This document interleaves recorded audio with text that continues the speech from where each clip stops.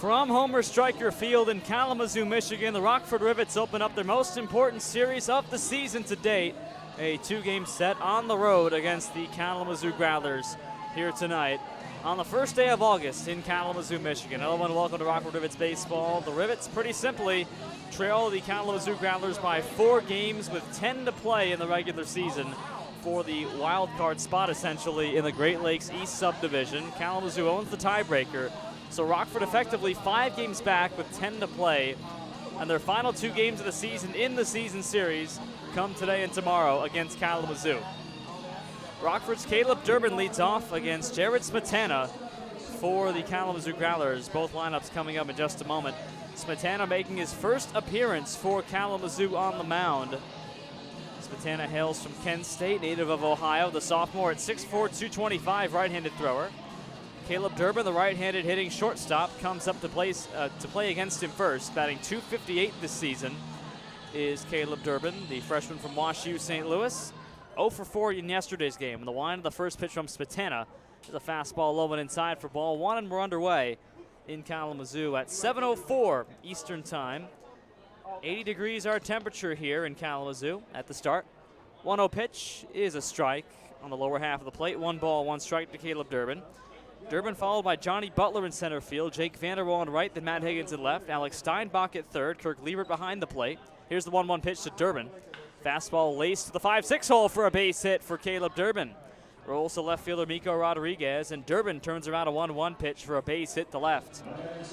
And Caleb Durbin has hit in 7 of his first 9 games. That's his 9th base hit of the season. He's been the leadoff guy all week for Rockford and Josh Kime, their manager. And he gets the ball game started the right way for Rockford. So after Kirk Liebert behind the plate, Tom Josen is the DH in the 7th spot. Cory Wright once again at first base, batting 8th. Then Anthony Fumagalli, who has 5 RBIs in his first 2 games, is 9th and playing 2nd. First pitch to Johnny Butler. Lefty takes up and away, ball 1. Almost a pitch out from Jared Smetana off speed. So you might be seeing or hearing double with that lineup. It is the exact same starting 9 as yesterday, all the way down to Cory Wright at first base in the 8th spot. 1-0 on Butler, lefty batter, and the pitch from Smetana. Fastball just off the outside corner. It's 2-0. Fastball in the mid-80s from Jared Smetana. Butler batting .283 this season for Rockford. 6 RBIs, 2 home runs. Sophomore from NC State. 2-0 on Butler, the pitch. Fastball was in there for a strike on the inner half, 2-1. Rockford 29 wins, 33 losses. Kalamazoo 32 wins, 28 losses. Rockford is 4 games back of a tie for 2nd place, with Kalamazoo owning the tiebreaker. 2-1 on Butler. Smetana throws. In for a strike on a fastball, 2-2, right down the middle. Jake Vanderwall waits on deck for Rockford. Durbin on first and nobody out, top of the first inning, no score. We are just underway in Kalamazoo. From the stretch, Smetana's 2-2 to Butler. Swinging a fly ball hit to shallow first base side near the foul line. 2-man conversion. It's caught in right field by Joe Stewart. Right along the right field foul line in shallow outfield. And there's 1 man down, and Durbin cannot advance. 1 down now for Jake Vanderwall. Vanderwall, who now owns the top batting average on this Rockford team at .284. 6 home runs, 34 RBIs, and 60 base hits. All lead Rockford. Plus 2 for 4 with an RBI and a double yesterday. And he has done so well for the Rivets as of late. He's hit in 3 straight games. Lefty batter against the righty Jared Smetana. And the first pitch. He takes an off-speed pitch low and away. Ball 1, Jake Vanderwall. Redshirt junior from Long Beach State, native of Grand Rapids, Michigan. Not far down the road, just north of Kalamazoo. A ball and no strikes on Vanderwall. Throw back to first base, a sidearm toss to first, and nothing doing. Only 2 umpires today at home plate. It's Carson Nato, and on the base is Aaron Carver. So Carver with a man on first, and Caleb Durbin is playing just to the right, or our right of the pitcher. In front of the second baseman, Nick Neville. A ball and no strikes on Vanderwall. Durbin takes off, pitch is taken low. Throw down is not in time. A high throw from the catcher, Cale Showers. And a stolen base for Caleb Durbin. Stolen bag number 2 on the year for Durbin. He's now 2 for 3. Rockford steals bases at a 73% clip, significantly lower than Kalamazoo. But Durbin swipes the first bag of the game, and he's in scoring position for Vanderwall with a 2-0 count and 1 away. No score, top of the first of 2 games here in Kalamazoo. This abbreviated Rockford road trip. 2-0 pitch. Fastball hit high and deep to right field, headed toward the foul line, and this ball is out of play past the bullpen. 2 balls and a strike. And Vanderwall may have splintered the bat on the play. He's going to get some new lumber. Trotting onto his dugout on the third base side for Rockford. He emerges with a different color bat. A beige-colored wood bat as he cracked his black-colored wood bat on a foul ball on a line drive to right field. 2 balls and a strike to Vanderwall. Rockford looking to win 2 straight games. An 8-5 win against Battle Creek yesterday at Rivet Stadium. On his first day of July, Smetana comes set at the letters, 2-1 to Vanderwall. Fastball's taken high above the letters, 3-1. So for Vanderwall, it's a bit of a homecoming for him. He and left fielder Miko Rodriguez for Kalamazoo played at the same high school in Grand Rapids, Michigan. And they're both on the field today playing against each other. 3 balls and a strike, the pitch. Fastball's up and in for ball 4. And a 5-pitch walk for Jake Vanderwall puts 2 on base for Matt Higgins, who has been slumping recently for Rockford. Higgins, who had a base hit yesterday and 3 RBIs, in fact, a 2-run single and a sac fly. Had 4 RBIs in the series against the Bombers, but was 1 for 7. And over his last 5 games is 1 for 18. But he's got 2 on and 1 out here against Jarrett Smetana, making his first appearance for Kalamazoo. Here's the first pitch. Fastball's taken low for ball 1. In the dirt, a good block by catcher Cale Showers. Durbin at second, Vanderwall at first. 1 out in the top of the first of a scoreless game. Higgins, the sophomore from Bellarmine, batting .266 with 1 home run and 32 RBIs. He's had an RBI in 2 straight games. 1-0 pitch to the lefty. Fastball's right down the chute for a strike, 1-1.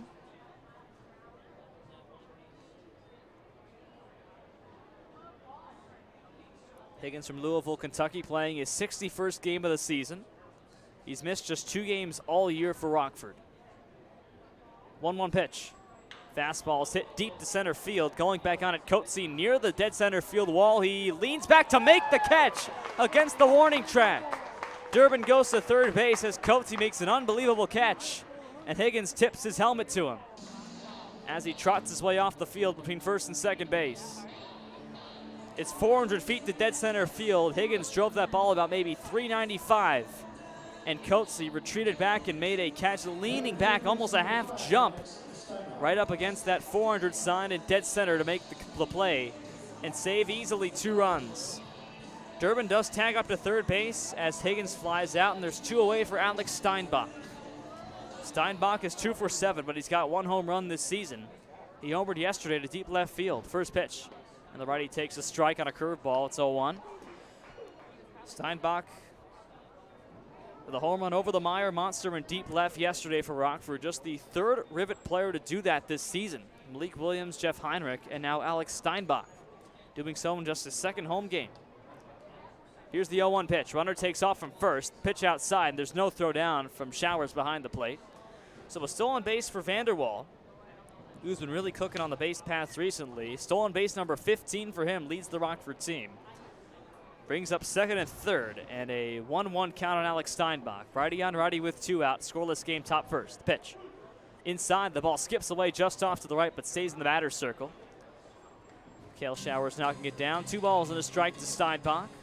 Steinbach played his last season at Parkland Community College, one of the top JUCO teams in the country, and was an all-region team player, batted .343 for Parkland, led them in batting average. 2 balls and a strike. And the pitch to Steinbach. Swing and a miss at a high fastball, 2-2. And Smetana's 1 strike away from stranding 2 men on base.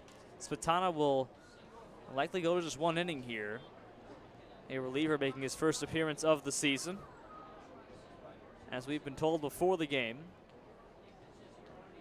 2 balls, 2 strikes to Steinbach. And the pitch. Fastball is low and away. Ball 3. A block again by Showers, and the count runs full on Steinbach. Catcher Kirk Liebert is on deck for the Rivets. Steinbach, one of 3 righties in the lineup today for Josh Kime, the manager. Faces the righty Smetana. Vanderbilt on second, Durbin at third with 2 out. No score, top 1. The set on 3-2 and the pitch from Smetana. It's high for ball 4. And Steinbach walks on 6 pitches. To load the bases now for Kirk Liebert, his catcher. Bit of a tumultuous start for Smetana, but just 1 hit against him, and more importantly for him, no runs. He's already thrown 22 pitches and more balls than strikes. Batter now is Kirk Liebert, who's 2 for 7 with 3 runs scored this season, no RBIs. Both of his hits came in yesterday's game where he was 2 for 3 against Battle Creek. Freshman from Wabash Valley College, native of Owensboro, Kentucky. Wabash Valley, also one of the best JUCOs in the country. And he batted .424 for them this past season with 22 RBIs in 40 games. Bases loaded and 2 out. Infield play straight up. Righty on lefty. Smetana deals the first pitch. Fastball's at the knees for a strike call, 0-1 to Liebert. Liebert batting lefty. Playing his first road game of the season. Been an outstanding defensive catcher for Rockford. Here's the 0-1 pitch. Swinging a ball laced at the hole, and it's caught at third by Kramer on a soft line drive to the 5-6 hole. Kramer over to his left to haul it in, and Liebert can't sneak it by, and that retires the side. No runs, 1 hit, no errors, and 3 left. After 1/2 of the frame, it is no score, Rockford in Kalamazoo.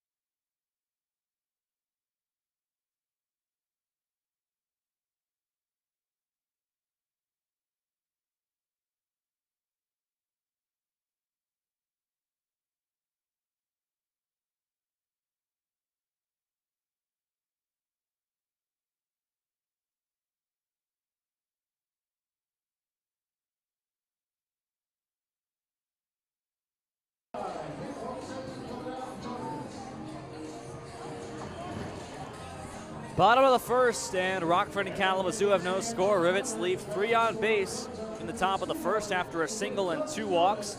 Here's the Growlers lineup. Austin Knight leads off and plays shortstop, the top batting average guy on the Growlers at .313.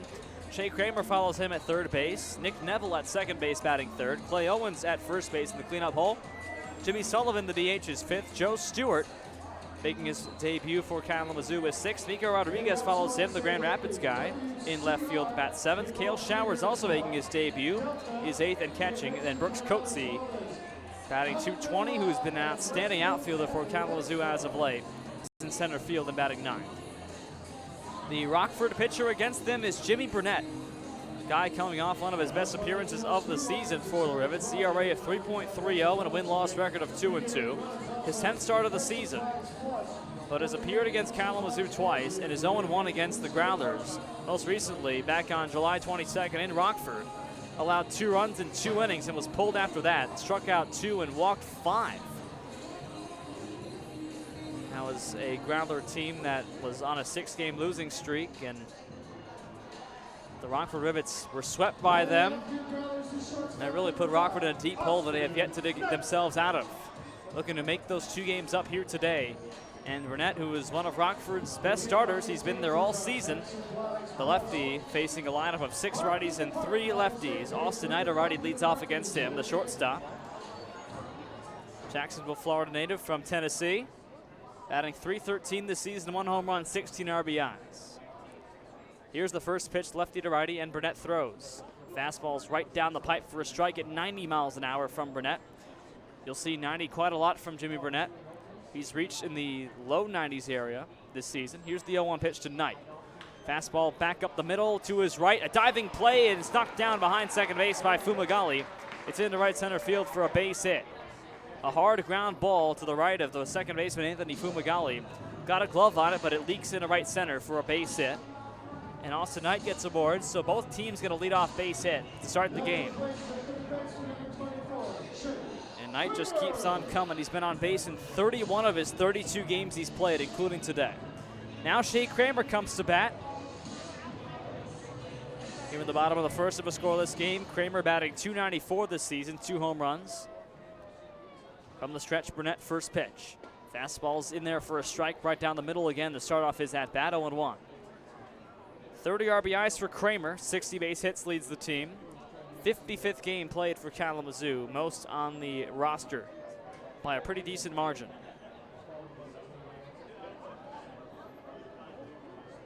Here's the 0-1 pitch to Kramer. Fastball is shanked up past the first base line. It's a fair ball down the line in right field. Picked up by first baseman Cory Wright, and he hauls it into second base. And everyone's safe. A bleeder beyond the first base line that hit just a couple of feet fair to the left of the right field foul line. And nobody could get there for Rockford, and all of a sudden there's 2 men on base for Kalamazoo. Wright and Kramer both reach base to start. Kramer keeps on cooking here at home. He's had 11 straight games now with a base hit at home. Now Nick Neville comes up. Neville, the junior from South Carolina, batting .311 with 5 RBIs, no home runs in 16 games. Lefty batter to face Burnett for the first time. First and second, nobody out. Scoreless game, bottom 1. Burnett sets at the letters for the first pitch. He throws. Fastball's in there for a strike at the knees, and Burnett with 3 first pitch strikes to start off his first 3 batters. The next pitch has been the problem. He's allowed 2 base hits on 0-1 counts this ball game to start. Knight and Kramer. So 2 on and nobody out. No balls and a strike to Nick Neville, the Fairfax, Virginia native. Here comes the 0-1.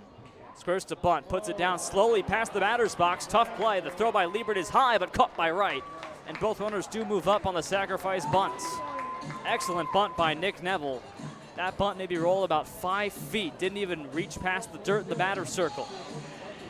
Kramer to second and Knight to third with 1 out. And the batter is Clay Owens. Sac fly in effect against Burnett here in the first inning with 1 out and 2 on in scoring position. And Owens on the year, who has 20 RBIs and 1 sac fly for him. Cleanup spot, batting first base, or batting fourth and playing first base, freshman from USC. Burnett's first pitch to the lefty. Fastball's low and outside, 1 ball and no strikes. All fastballs to start for Burnett. That's his first pitch out of the strike zone that he's thrown so far. Owens batting .267. He has 3 home runs as well this season, including 1 against Rockford. Burnett holds the 1-0 pitch and throws. Slider is a check swing outside. He did not go. 2 balls, no strikes. So the Growlers playing small ball once again, as we've seen from them all season. 2 base hits and a sacrifice bunt. Second and third, 1 out. Scoreless game, bottom half of the first. Growlers have won 4 straight against Rockford in the season series. 2-0 to Clay Owens, the pitch. Swinging a ball hit back to Burnett, looks off his man at third and throws on to first, a looping throw for the out. Great play by Burnett on a comebacker, a 1-3 put out on a hard ground ball from Clay Owens. He looked back the man on third base, Knight, and threw over to first in plenty of time for the second out of the inning. Defensive gem from Burnett may have saved Rockford a run. That brings up Jimmy Sullivan, the lefty in the DH spot, who could certainly crank as well. 26 RBIs, 1 home run. Batting .280 this season, the freshman from the University of Virginia. Native of Wethersfield, Connecticut. With 2 out and 2 on, Burnett's first pitch on the way. Sliders outside, taken from Sullivan, 1 ball and no strikes. Kramer at second, Knight at third. No score, bottom of the first. Rockford left 3 on base in the top of the first, and Burnett looking to strand 2 Growlers in the bottom half. Here's the 1-0 from Burnett. Fastball's inside, just below the belt, and it nearly grazed Sullivan. 2-0. Last time the Rivets beat the Growlers was here in Kalamazoo on June 28th. 2-0 pitch. Fastball is below the knees, 3-0. In Rockford and Kalamazoo, it's been a one-sided series for the Growlers.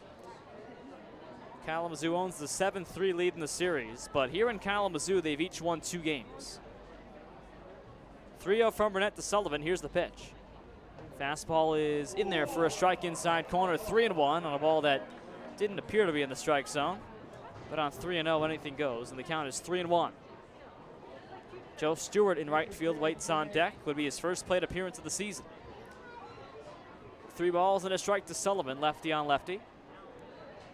Burnett holds at the chest and fires the 3-1. Swinging a ground ball foul on a slider, 3-2. First base side from Sullivan. And the count runs full after a questionable 3-0 strike call. It's now full for Sullivan. Burnett now with 14 pitches in this frame. He's got second and third, 2 out. And the dangerous Jimmy Sullivan on deck. Sullivan 0 for his last 8. 3 balls, 2 strikes to him. Burnett's pitch. Swinging a ground ball to second base weakly. Fumagalli waits on it, throws across to first, and a wide throw is caught down the first base line by Cory Wright. Fumagalli nearly threw it away behind Cory Wright, but he makes the play, and that retires the side. No runs, 2 hits, no errors, and 2 left for Kalamazoo. After 1 complete frame, it is no score, Rockford and the Growlers.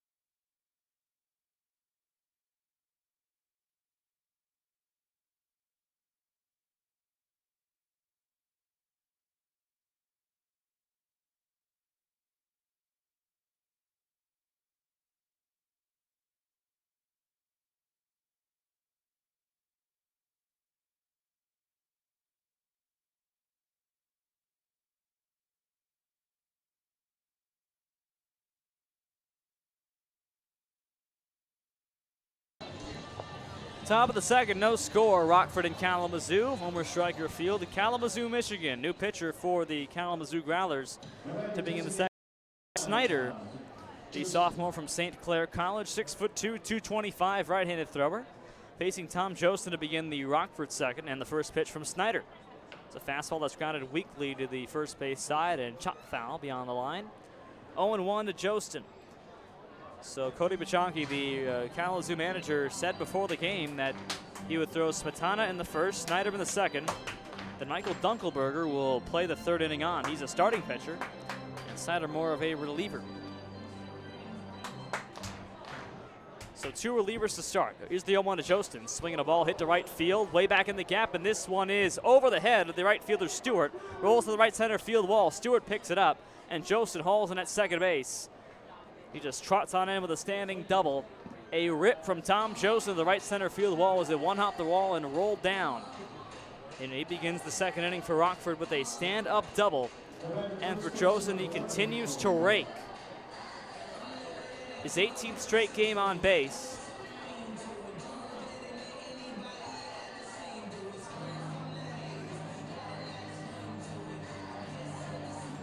And Jostin now with double number 11 of the season. He's on second base for Cory Wright. The pitcher turned first baseman, a two-way guy now for Rockford. Second straight game at first in the number 8 spot. Lefty batter was 0 for 3 yesterday. First pitch from Snyder. Swinging a ball hit to second base. To his right goes Neville. Picks it up and throws on to first for the out by a couple of steps to right. But Jostin moves on to third, so as good as a bunt. 4-3 put out for Wright, and Jostin's 90 feet away. Defensive lineup for Kalamazoo. Shea Kramer at third base. Austin Knight at short. Nick Neville is at second base with Clay Owens at first. Mika Rodriguez in left field. Brooks Coetzee in center. And Joe Stewart in right. Catching Hale Showers, and pitching is Travis Snyder. Jimmy Sullivan DHing for the Growlers here in the second inning. Now the infield comes in, all 4 men on the infield as Anthony Fumagalli bats with Jostin on third base. Fumagalli a righty in the first pitch. Swinging a ball hit over the second baseman's head for a shallow base hit to right center field. Jostin trots on home, and Fumagalli holds back at first with an RBI single, and Rockford takes the 1-0 lead. So Anthony Fumagalli with 6 RBIs in his first 3 games. His hitting has been so timely. The new guy, Fumagalli, with an RBI in his first 3 games. He had 3 in his first game, 2 yesterday, and now 1 today. All 3 of his base hits this season have been RBI knocks. 1-0 Rockford, and now Caleb Durbin to bat. With Fumagalli on first, the pitch is a slider that touches the outside half for a strike. No balls and a strike to count. What a pickup Fumagalli is, the sophomore from Purdue Northwest. 6 RBIs in your first 3, not a bad debut. He's got Rockford up 1-0 here in the second. 0-1 pitch, and a curveball drops on the inside half for a strike. It's 0-2 on Caleb Durbin. Singled on a 1-1 pitch off Jarrett Smetana to open the ball game. Reached all the way around the third base before being stranded. Rockford left 3 in the first inning, so he's 1 for 1. Throw back on 0-2 is not in time. Fumagalli back at first base easily. Durbin with hits in his 7 of his first 9 games. He scored a run in 3 straight. 0-2 pitch gets away from the catcher, and it bounces in front of the batter's box, and so Showers picks it up. Fumagalli does not take off to second base. A ball and 2 strikes to Caleb Durbin, freshman from Wash U St. Louis. Righty on righty, Snyder holds at the belt for the 1-2 and throws. Fastball reached for and cued to third base. That ball rolls foul beyond the third baseline as Kramer picked it up. A late signal by the bases umpire Aaron Carver, this 2-man umpiring crew. That ball is right along the foul line, but bounced foul when it was picked up by Kramer. So a 1-2 count still on Caleb Durbin. Rockford leads 1-0 top of the second. A run off of Travis Snyder. Anthony Fumagalli, an RBI single, scoring Tom Jostin, who doubled to lead off the frame. Screws in front by a run. 1 ball, 2 strikes to Caleb Durbin. Snyder waits and throws. Runner takes off, swinging a high fly ball hit to left field. Back on it is Rodriguez. There's plenty of room in front of the track to make the catch. And Fumagalli, who was running on the play, makes his way back to first base in plenty of time. No throw coming there. And there's 2 gone for Johnny Butler. The left field corner is the shortest corner of the ballpark. There is a jutting area where fans can watch the game. There's some seats out there, almost in the field of play. It's 291 over that little wall. So a home run is 291 in left field and 315 to right if you hit in that seating area. First pitch to Johnny Butler was a swing and a ball hit back up the middle. To his left goes the shortstop Knight. He makes the play after bobbling, throws to first. It's wide of the bag and dropped by the first baseman Owens. And everyone is safe. An error on Austin Knight, the shortstop. First error for either team. Fumagalli takes second base and Durbin takes first. Rather, Butler takes first. Butler hit one to the left of the shortstop, Knight, who bobbled the ball, picked it up, and then threw in time, but however, off the bag to the first baseman, Clay Owens. A hurried throw it was from Knight. So an E6 for Knight puts Butler on base, and there's first and second now with 2 out for Jake Vanderwall. First pitch to the lefty is in the dirt, sliding block from Showers, 1-0. That's the 14th error on the season against Austin Knight at shortstop. He's been charged with the most errors on this Kalamazoo team. A ball and no strikes on Vanderwall, who walked back in the first and stole a base. 2 on and 2 out for Rockford, leading 1-0, top of the second. Here's the 1-0 pitch. Fastball's grounded back up the middle, a weak ground ball. Knight charges in from short, tough play on the grass, throws across, and it's in time to get him. Vanderwall out by maybe a fraction of a second or so, but it's the right call by the bases umpire Aaron Carver. Tough throw from Knight, but he zips one to first base from the grass to make the play, and Vanderwall is retired. So in the inning, 1 run on 2 hits, 1 error, and 2 left. After 1.5 innings, Rockford 1, Kalamazoo no score.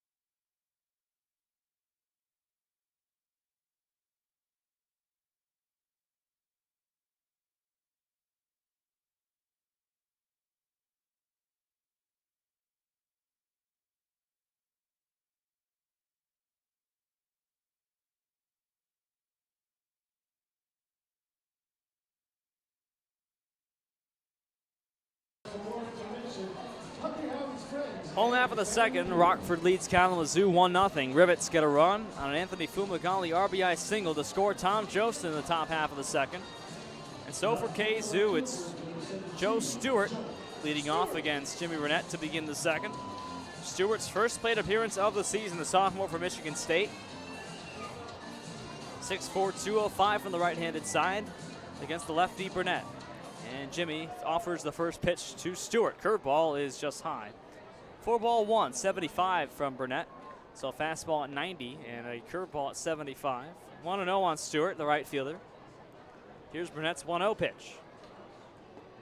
In there for a strike on an off-speed again at 80, 1-1.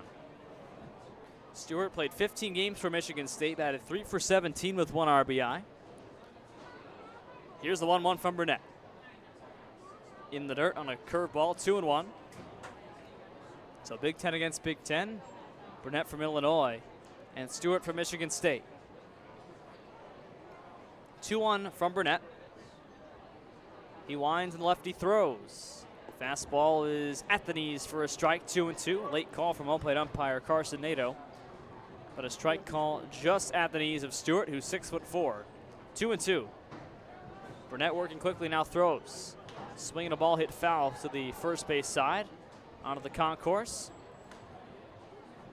Pretty decent on hand here in Kalamazoo. Growlers one of the better drawing teams in the Northwoods League in terms of attendance. Bleachers in front of us are pretty much full. Left field pretty much entirely occupied, as is the right field side as well. 2-2 on Stewart. Burnett's pitch. Inside with the slider, 3-2. And the count full on Stewart. Burnett in the first inning allowed 2 base hits to lead it off, but got a sac bunt and 2 groundouts to end it. No strikeouts, no walks. Here's the 3-2 on Stewart, now the pitch. Swinging a ball hit over second base, a soft liner that drops for a base hit in front of Vanderwall in right field. Base hit for Joe Stewart on a 3-2 count. His first plate appearance is a base knock. Just snuck it over the head of second baseman Anthony Fumagalli. Bounced in between him and Vanderwall in right field for a base hit for Joe Stewart. So he's on first base for Miko Rodriguez here in the second. Rodriguez, the left fielder, batting .211 this season. Freshman from Texas Tech, native of Grand Rapids, Michigan, same high school as Jake Vanderwall, who looks him in right field. One on, nobody out. From the stretch, Burnett. Here's the first pitch to Rodriguez. Fastball inside corner, strike call 0-1. Defensively for Rockford, Alex Steinbach at third, Caleb Durbin at short, Anthony Fumagalli's at second base, and Cory Wright manning first.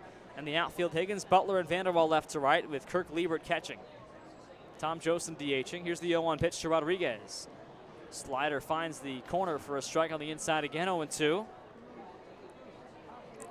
Rodriguez with an on-base percentage of .369, despite a batting average of .211. Gets on base quite a lot. 34 walks to lead the team. Behind 0-2 though. Here's Burnett's 0-2 pitch. Fastball high and outside, no chase, 1-2. Cale Showers, the catcher, waits on deck for Kalamazoo. Rodriguez with 3 home runs and 15 RBIs. Stewart at first and nobody out. 1-2 on Rodriguez. Here's Burnett's pitch. Inside, breaking ball, blocked by Liebert. Back to pick the first base attack, but not in time by Wright. As Stewart took the extra step on a ball that got in the dirt but did not take off. Had to hustle on back as Liebert threw over. 2-2. Liebert is a great defensive catcher, as we've seen the first couple of games. Allowed just 1 stolen base in 5 attempts for Battle Creek. Here's a 2-2 pitch from Burnett. Fastball, wave and a miss for strike 3. 89 miles an hour outside corner. A hefty swing from Rodriguez, a very quick release, but he can't find the baseball. And so Rodriguez strikes out. The first K for either team in today's game. A swinging strikeout for Burnett. Burnett's a big strikeout guy for Rockford.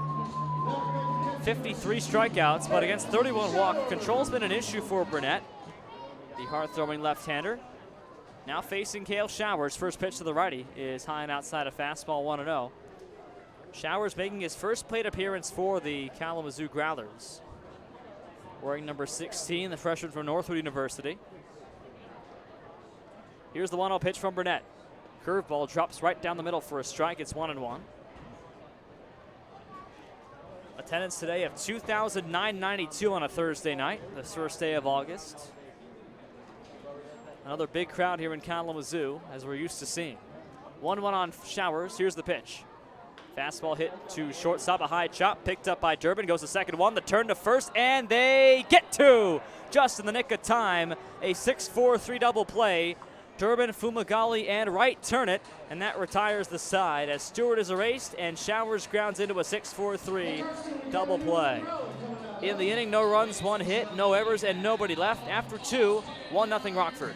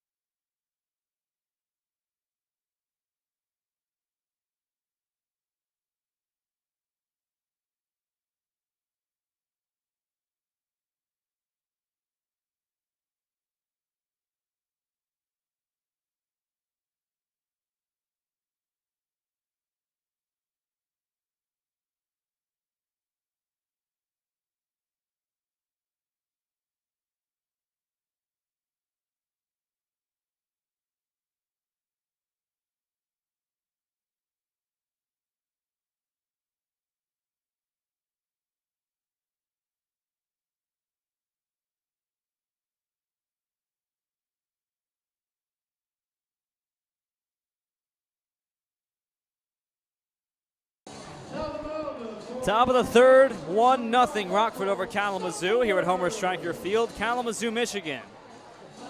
Rivets with a run, Anthony Fumagalli, an RBI single back at the second, scoring Tom Jostin. New pitcher for the Growlers is Michael Dunkelberger, the freshman from Indiana University, South Bend, Indiana native. Lefty thrower at 5'11", 185, ERA of 3.05, and a 2-2 record in 10 games, 6 starts this season. So a starting pitcher beginning in the third inning of today's game, with Cody Bachaki getting 2 relievers some action to begin the game. Spatana and Snyder 1 inning each.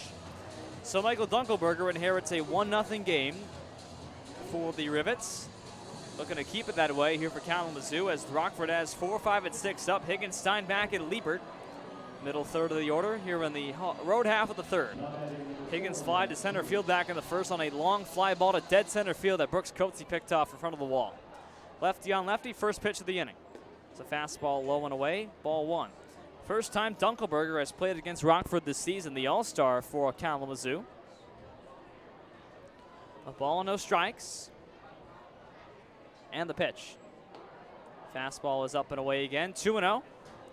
Dunkelberger last appeared against Traverse City, started that game, allowed no runs on 5 hits, struck out 5 in 6 innings of work. A game that his team won 2-1 in 10 innings.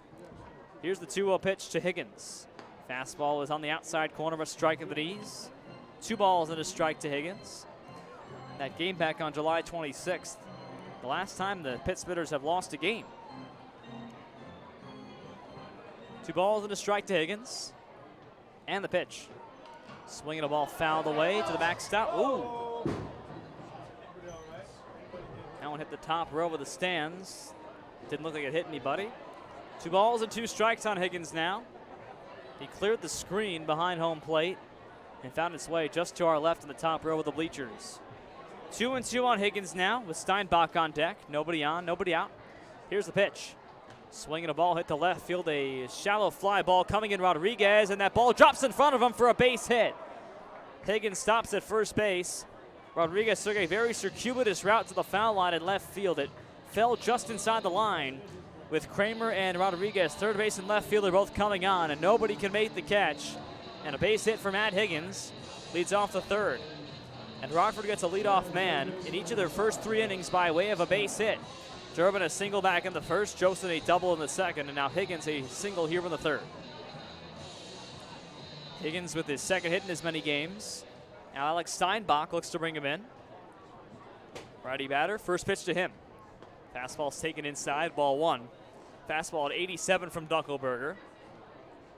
So for the time being, it becomes Dunkelberger and Burnett. 2 all-stars going at it here in the starting pitching role for these 2 teams. Here's the 1-0 pitch to Steinbach. Swinging a pop-up, shallow right center field. Coming out, Nick Neville. 2 outfielders converge, and it's caught in center field by Coatsey for the out. And Higgins stays put at first base. 1 away now, and Steinbach is retired. Brings up Kirk Liebert.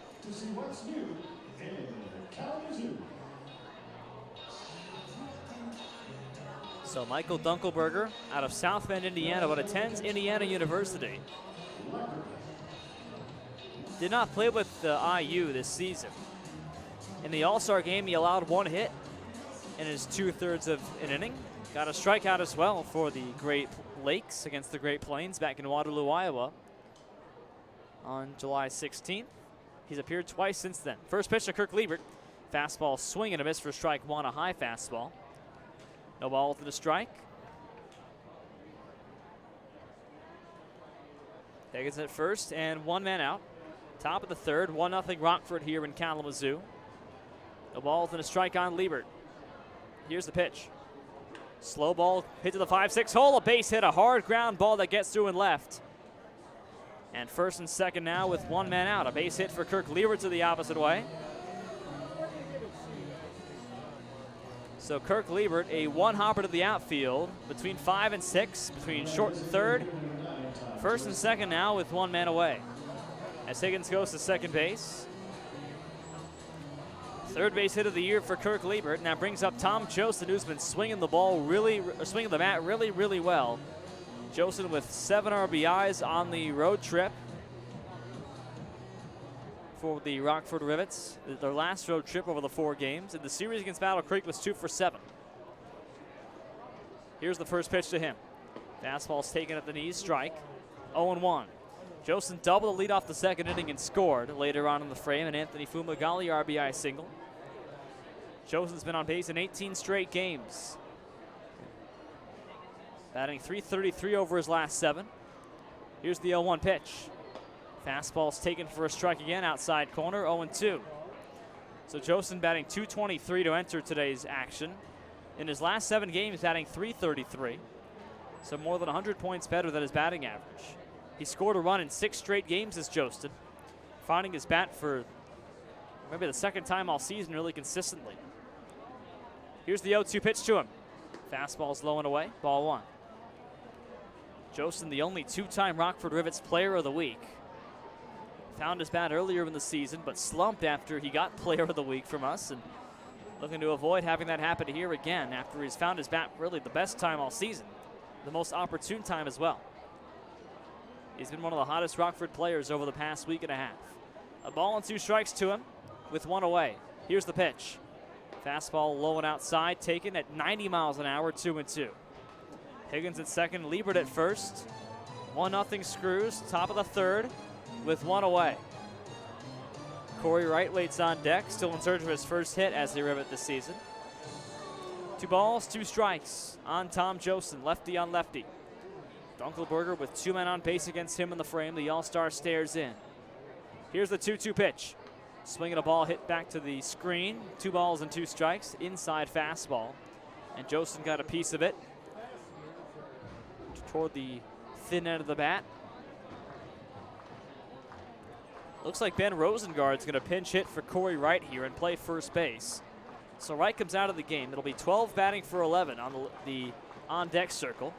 2 balls, 2 strikes on Jostin. Here's the pitch. Curveball is just high for ball 3. 3 balls, 2 strikes. So Cory Wright hitless to begin his Rockford season in 2019, the second-year Rivet. And Ben Rosengard's going to pinch hit for him, and Rosengard didn't play yesterday. 3 balls and 2 strikes. Dunkelberger holds and fires. Up and away, that's ball 4, a fastball from Jostin. And that loads the bases for Ben Rosengard. Higgins to third, Liebert to second, Jostin to first with 1 out. And the batter is Ben Rosengard, a lefty. The freshman from University of Chicago, batting .207. He's 6 for his first 29. So Rosengard will come in, I'd imagine, at first base, a clean switch. He can play first base, can Rosengard. So Rosengard playing his 9th game of the year, was 1 for 4 in 1 game against Battle Creek. Pitch hitting with the bases loaded and 1 out. Rosengard with 2 RBIs this season, no home runs. A pinch hitter, it'll be lefty on lefty. Middle infield looks to turn 2 and end the game for Kalamazoo. Bases loaded, 1 out. First pitch to Rosengard. Fastball line to shallow left center field, coming on and not making the catch is Coetzee in center. That falls for a base hit. Only 1 base can be gained as Higgins moves up. He was waiting for the ball to drop. Higgins comes in to score. Bases remain loaded as Ben Rosengard pinch hits and scores an RBI single to make it 2-0 Rockford. RBI number 3 for Rosengard, and the first pitch he sees as a pinch hitter is a good one. Bases remain loaded for Anthony Fumagalli, who already has an RBI single in today's game. He's had multiple RBIs in each of his first 2 games coming into today. 6 RBIs in 3 games this season, including 1 today. 1 for 1. Righty batter against Dunkelberger. Bases loaded still and 1 out. Here's the pitch to Fumagalli. Fastball's in for a strike. Up and away it looked like. 1 ball, no strikes. So Michael Dunkelberger facing Rockford for the first time, the all-star pitcher from IU. Roughed up here for a run in the second, or rather in the third. Bases still loaded and 1 out. 0-1 on Fumagalli. And the pitch. Fastball taken for a strike. Low and in this time. 0-2. Caleb Durbin waits on deck. Rosengard on first. Jostin on second. Liebert at third and 1 out. Rockford 2, Kalamazoo nothing. Top of the 3rd. What an offensive showing for the Rivets here in this first of 2 games in a must-win series, a must-sweep series. 0-2 from Dunkelberger. He holds at the belt. And the pitch on the way. Swinging a fly ball, fouled right field line. That ball drops in fair territory, a base hit. That one scores 1 man. It scores 2. Liebert and Jostin coming around Rosengard. He is in to score as well. A ball that hung up fair, a shallow fly ball to right field. It hung up and fell fair, and it clears the bases. A 3 RBI double for Anthony Fumagalli, who has 4 RBIs in today's game. It is 5-0 Rockford here in the 3rd inning. I can barely see the ball. The sun is not giving us a very great view. And also a pole blocking where that ball landed. 5-0 Rockford, a 3 RBI double by Anthony Fumagalli. And the Rivets break it open here in the 3rd off Michael Dunkelberger. Now the batter is Caleb Durbin. Runner on 2nd and 1 out, first pitch. Fastball's in there for a strike, low in the zone, 0-1. So Dunkelberger, who was tabbed to be effectively a starter beginning in the 3rd inning, he might not be able to go more than just 1 frame. 21 pitches on Dunkelberger, but no one's warming up behind him. Here's the 0-1 to Caleb Durbin. Pitch. Low and inside, ball gets away. Throw down to third base is in time to get the runner going to third, Fumagalli. So he's erasing the base pass, and that retires him. 2 away in the frame. And the base is now empty. And a 1-1 count on Caleb Durbin. A late go from Fumagalli. The ball didn't get away from Showers very much. It just dribbled up the batter circle a little bit. But Fumagalli's caught going to third base. 1-1 now on Caleb Durbin, who was 1 for 2 today with a single and a fly to left. Here's the pitch from Dunkelberger on 1-1. It's inside, it clipped him. Just below the belt, grazed his hip, and Durbin trots on to first base with a 2-out hit by pitch. And that brings up Johnny Butler. Butler is over 2, popped to right back in the 1st. Reached on an error by shortstop Austin Knight in the 2nd. So Butler is hitless today. Batting .283 coming into today with 2 home runs and 6 RBIs. And a conversation coming up on the mound as Kalamazoo's pitching coach Zane Gonzalez comes out to talk with the battery. Catcher Cale Showers and pitcher Michael Dunkelberger, who has given up 4 runs, all earned here in this 3rd inning, on 4 base hits and a walk and a hit by pitch. Johnny Butler will come up with 2 out in the frame. 5-0 Rockford. We're in the top of the 3rd, a 4-run 3rd inning for the Rivets. Conversation still goes on as Dunkelberger is rattled. The all-star pitcher for Kalamazoo, who just 12 days ago allowed 6 runs and 3 2/3 against Kenosha. This is the most runs he's given up in any relief appearance this season. Most runs he's allowed in a game is 6. Gives up 4 here in his 1st inning of work. And now there's a man warming up behind him in the bullpen for Kalamazoo. We'll try to get a number when we can.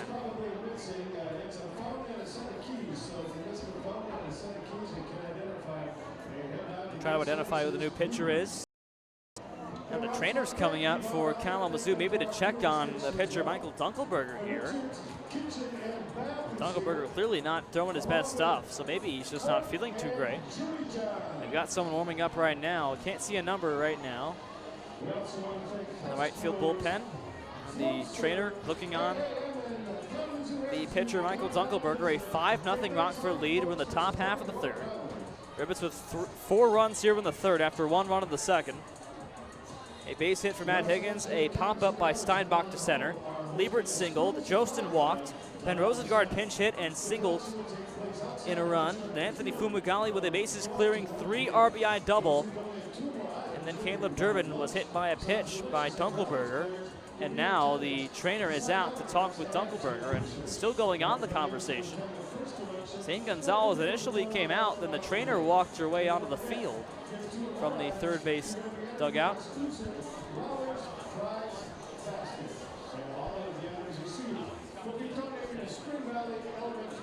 New pitcher warming up is for Kalamazoo, wearing number 10.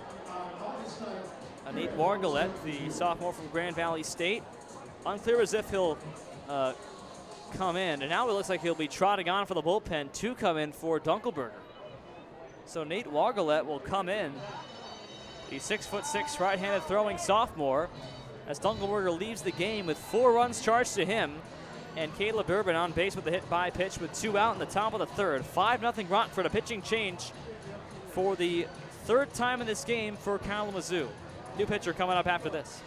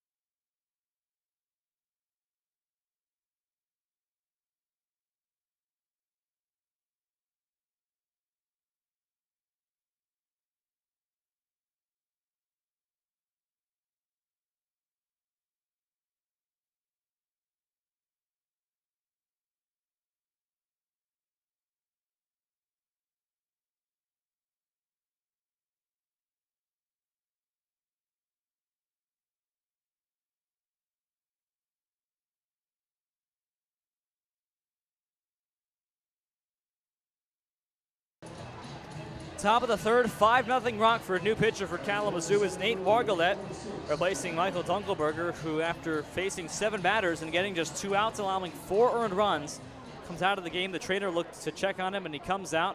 Wargalet to Johnny Butler for his pitch is a fastball in the dirt for ball 1, blocked by the catcher, Cale Showers. So Johnny Butler's 0 for 2 today. Nate Wargalet, the 6'6", 185-pound right-hander, sophomore from Grand Valley State. ERA of 13.5 this season through 2 appearances. 1-0 pitch, throw back to first base. Nothing doing on the runner, Caleb Durbin, who was hit by a pitch. So Wargalet with 2 earned runs in 1 1/3 innings, 4 hits allowed in that time. Allowed 2 runs in an inning against Wisconsin back on July 14th. Here's the 1-0 pitch. Strike on the outside corner at 83 fastball, 1-1. So Wargalet's first appearance in 2.5 weeks. Native of Richland, Michigan. Played previously at Kalamazoo Valley Community College. Here's the 1-1 pitch. Just outside, 2-1 a fastball. So with Kalamazoo Valley Community College, pitched to a 5.68 ERA in 52 1/3 innings. A 4-1 record, mostly as a starter, was Wargalet. 2-1 pitch. Swinging the ball, popped beyond second base. 2 men converge, 3 men converge, and center field is caught by Coetzee to end the inning. But Rockford puts plenty of damage on the board. 4 runs come across on 4 hits in the frame. No errors, and 1 man left. So after 2.5, Rivets 5, Growlers nothing. Back to Kalamazoo in a moment.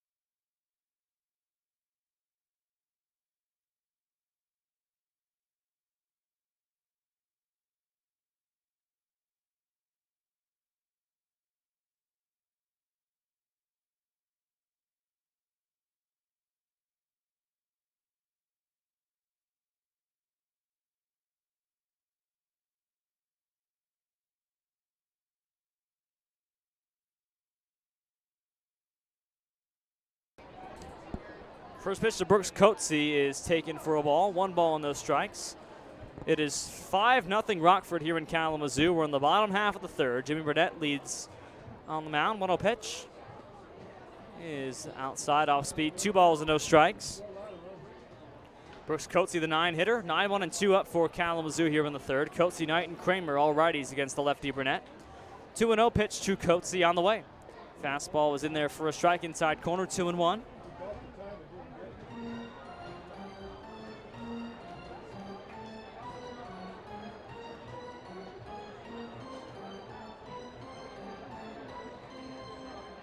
Two balls and a strike. Burnett winds and deals. Fastball low and inside. 3 balls and 1 strike. That ball in the dirt. So Rockford with 4 runs on 4 hits in the top half of this third frame. Anthony Fumagalli with 4 RBIs of Rockford's 5. 3-1 pitch. In the dirt with a fastball, ball 4, and Burnett walks Brooks Coatsy to lead off the third frame. So all 3 leadoff men reach for Kalamazoo in this game. Been a trend here. Every leadoff man in this game for both teams has reached, all 6 combined. Now the batter is Austin Knight for the Growlers. Knight today singled back in the first. He's 1 for 1.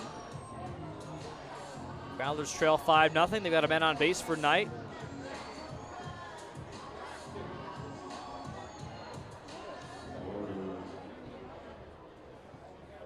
First pitch to the righty batter is on the way. Up and in, 1 ball, no strikes, a fastball. So a clean switch at first base. Ben Rosengard comes in to play first, replacing Cory Wright, who was 0 for 1 today. A ball, no strikes to the Tennessee Volunteer, Austin Knight. Burnett's pitch. Curveball bends high. Throwback is not in time to first base. Rosengard with a tag on the runner Coatsy. Count goes to 2-0. Again, a crowd of 8 shy of 3,000 here in Kalamazoo. 29-92. 2-0 on Knight. Here's the pitch. Fastball, a strike outside corner.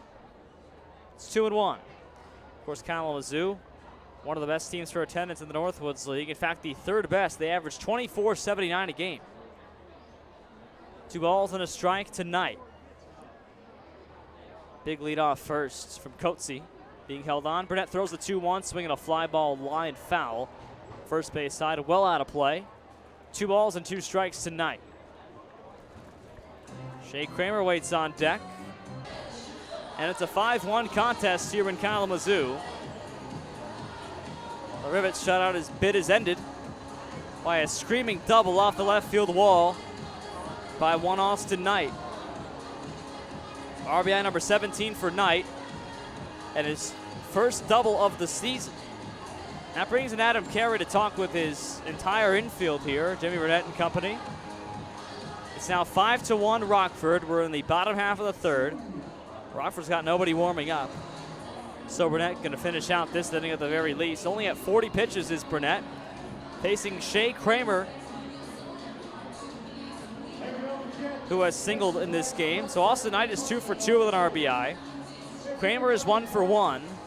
Home plate umpire Carson Nato comes in to break up the conversation, a lengthy one between Carey and his entire infield and battery.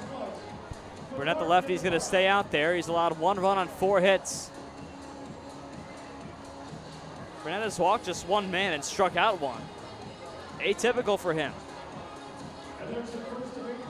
So facing Shea Kramer, a .294 batter coming into action today, with 2 home runs, 30 RBIs, and 20 extra base hits.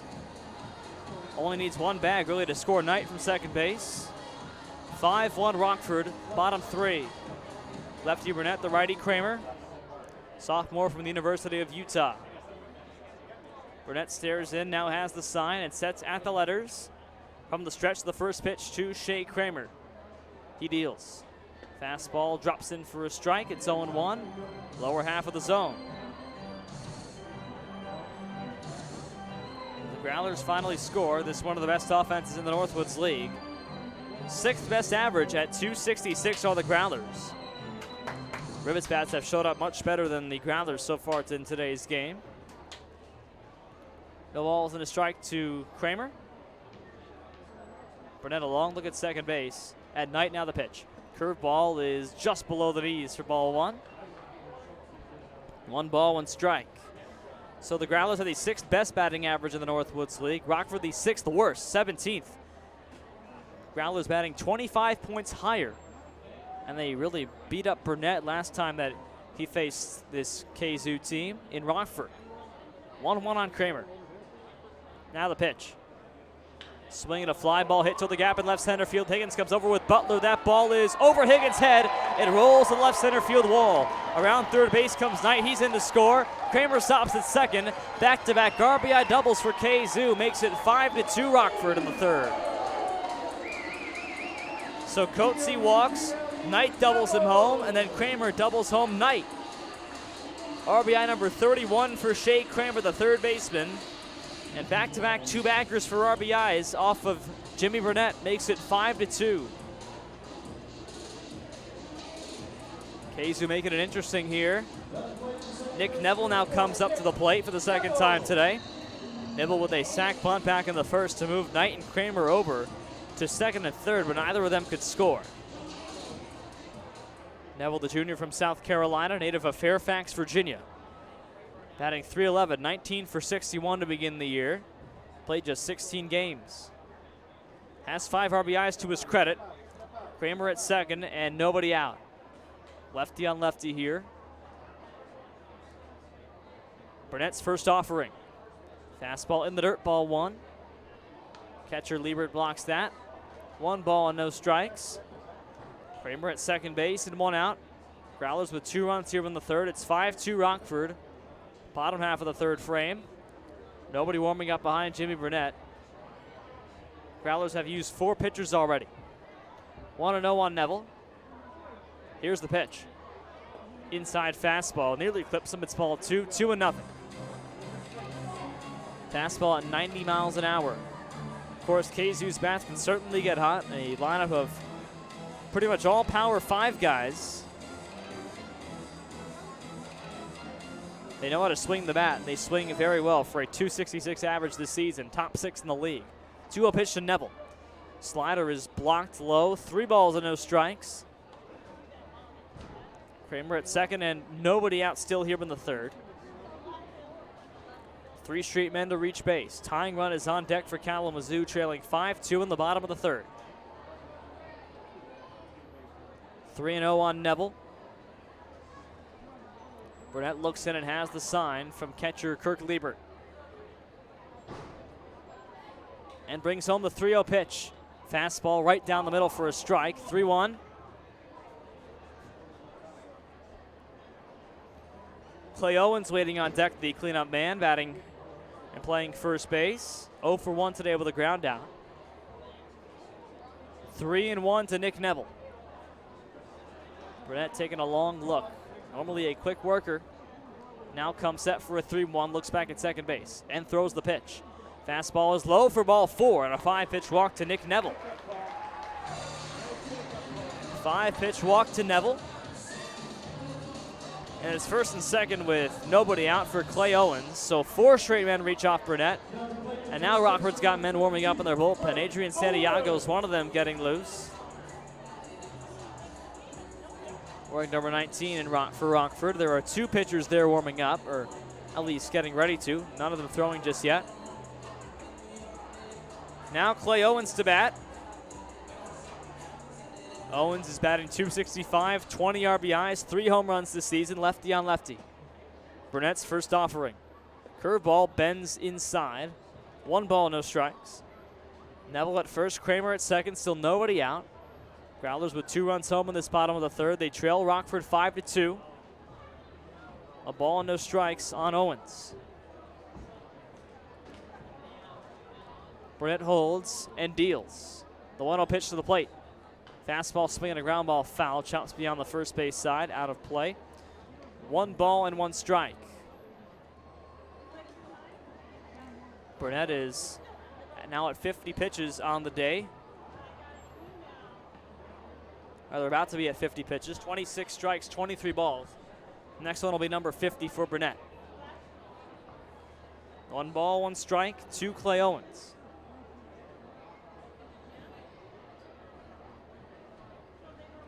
And the pitch from Burnett. Fastball grounded between first and second. Through for a base hit toward the right side into right field. Around third base, Kramer. Vanderwalt's throw home is cut off by Rosengard in front of the bag. And a run scores again for Kalamazoo. An RBI single for Clay Owens, and it's 5-3 all of a sudden. 3 runs across off Burnett here in the third after Rockford scored 4 in the top half of the frame. And still nobody out. They just keep on coming. Clay Owens with an RBI. Neville goes to second base. First and second, and still nobody out for Jimmy Sullivan. The tying run now on first base. 5 straight reach off Burnett, a walk, and then 2 doubles, a walk, and now a single. Lefty Sullivan, lefty Burnett. Still nobody out, 5-3 Rockford, first pitch. He's in the dirt for ball 1. Off speed from Burnett.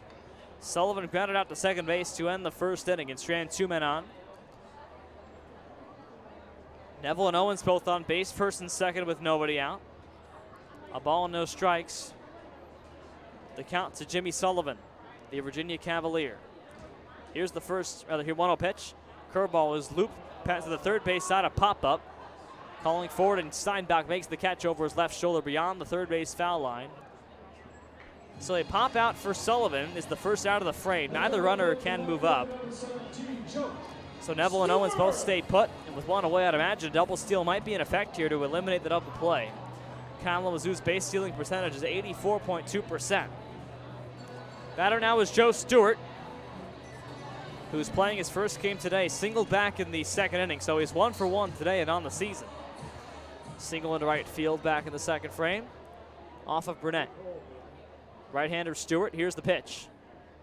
Curveball grounded foul third base side, a hard grounder into the Rockford bullpen.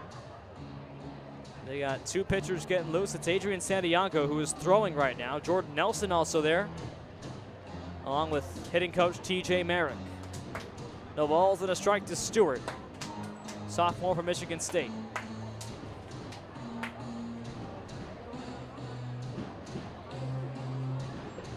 Burnett a long look, and now the hold on 0-1.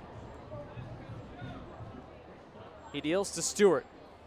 Swing to second base. The throw to second goes to 1. On to first. A low throw scooped by Rosengard. They get 2.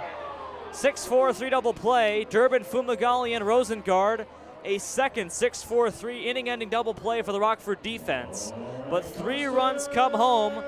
3 runs come across on 3 hits. No errors and 2 left for Kalamazoo.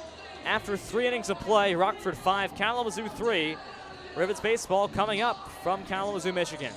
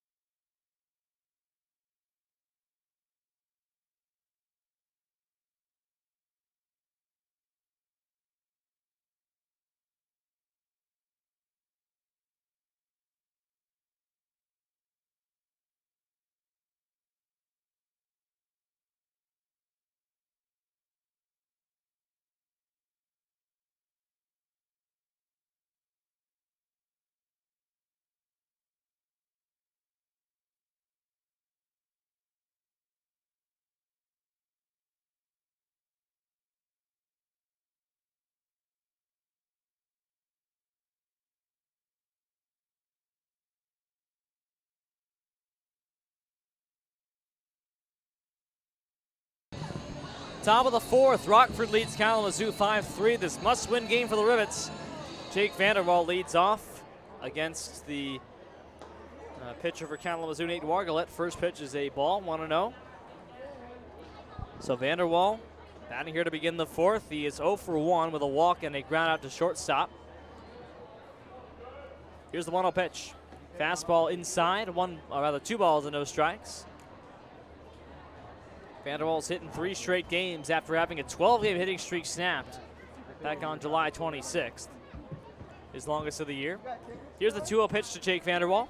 Fastball grounded foul, first base side. It's 2-1. So Jimmy Burnett allows 3 runs in the bottom half of the third to Kalamazoo. His night is likely done. Adrian Santiago warming up in the bullpen for the Screws. 2-1 to Vanderwall. Righty on lefty, Wargalet from the windup throws the pitch. Outside fastball, 3-1. Vanderwall, Higgins, and Steinbach for Rockford, 3, 4, and 5 in the top half of the fourth. Rivets lead 5-3. 3 balls and a strike to Vanderwall. Wargalet winds and deals, swinging a hard hit fly ball to right center field. Way back goes Stewart at the wall. This ball is off the wall. One hops off the top of the wall and out of play. A grounds rule double in right center field for Jake Vanderwall. And so for the 4th straight inning, a leadoff hit for the Rockford Rivets. All 7 leadoff hitters for these two teams have gotten on base one way or another.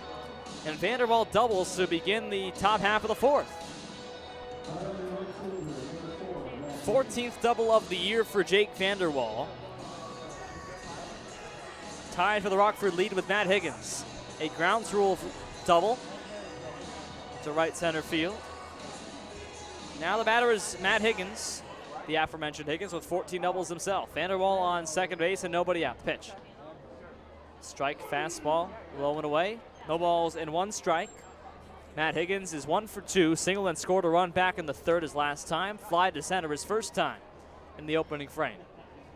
No balls and a strike to Higgins. Wargalet comes set from the letters. Here's the pitch. Inside for ball 1. 1 ball, 1 strike.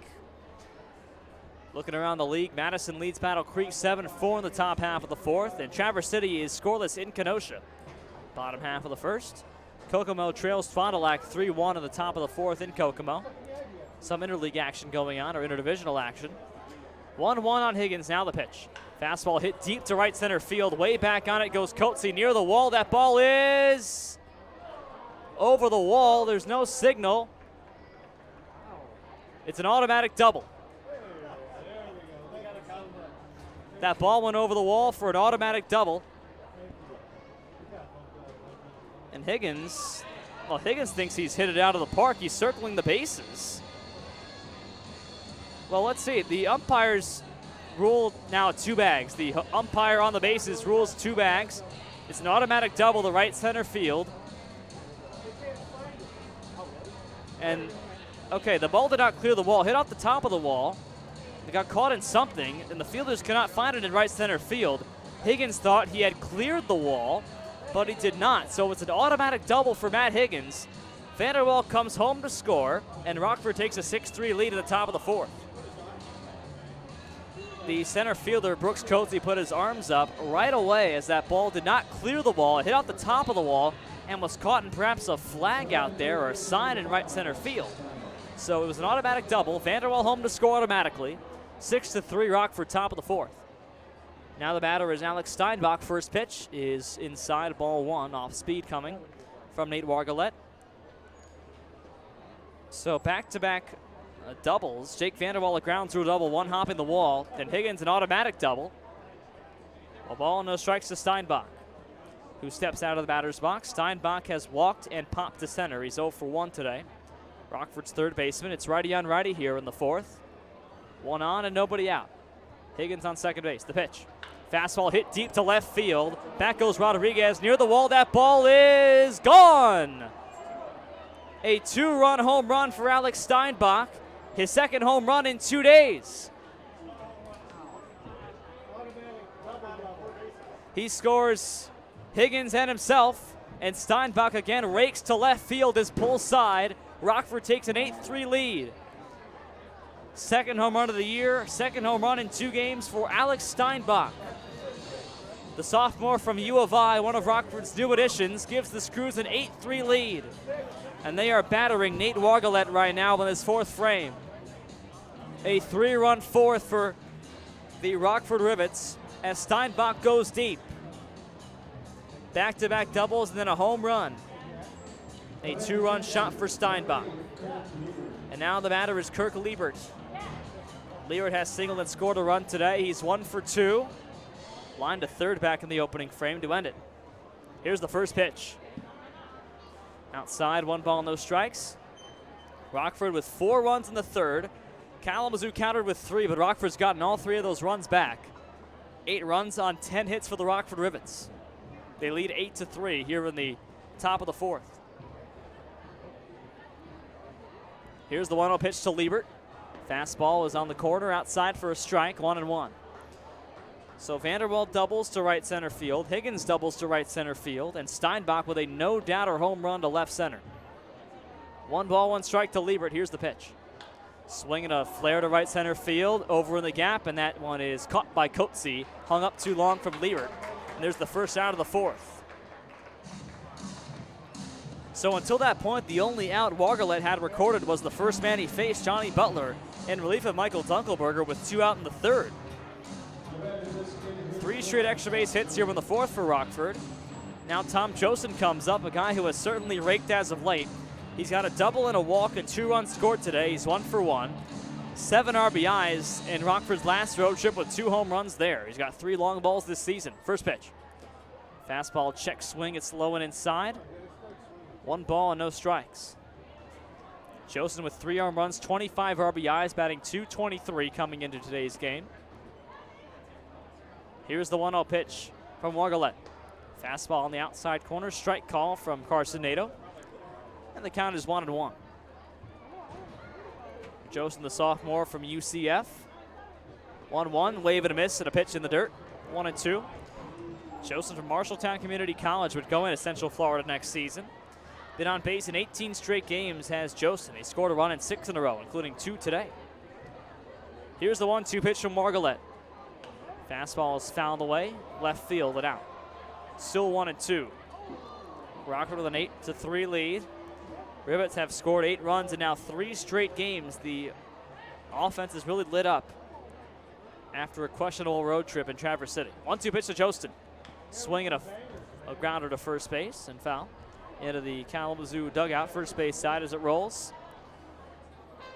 So Rockford didn't really have much going for them on the road trip. Did sweep a lowly Kokomo Jackrabbit team. A couple of 1-run wins, but lost 2 games late in Traverse City. The team just didn't really seem like they wanted to compete. Couldn't find any chemistry. Here's the 1-2 pitch to Josten again. Swinging a ground ball, fair ball, past the first baseman's glove, a base hit. That one hops into right field. And Tom Josten has a base hit to keep this 4th inning going. 1-out single. Rockford's 4th hit of the frame, their first single of the inning. That brings up Ben Rosengard. So Rockford really didn't have much chemistry, much going for them in the Traverse City road trip. Just barely squeaked by in Kokomo and lost 2 games late up at Pittsburgh's Park. So the Rivets brought in some new guys. 3 guys made their debuts in the Battle Creek series a few days ago, and they have all paid dividends. Adam Carey telling me they're playing for each other, they're playing great baseball, they're playing smart baseball. They're coming together as a team, something that we didn't have in Traverse City and Kokomo. And it can only be added with Jeff Heinrich coming back for the next series. The previous Rockford Rivet. So while I was talking about that, Cody Bachaki came to the mound to pull Nate Wargalet. A new pitcher's coming on for Kalamazoo, their 5th hurler of the day, with Josten on first and 1 out, an 8-3 Rockford lead in the 4th.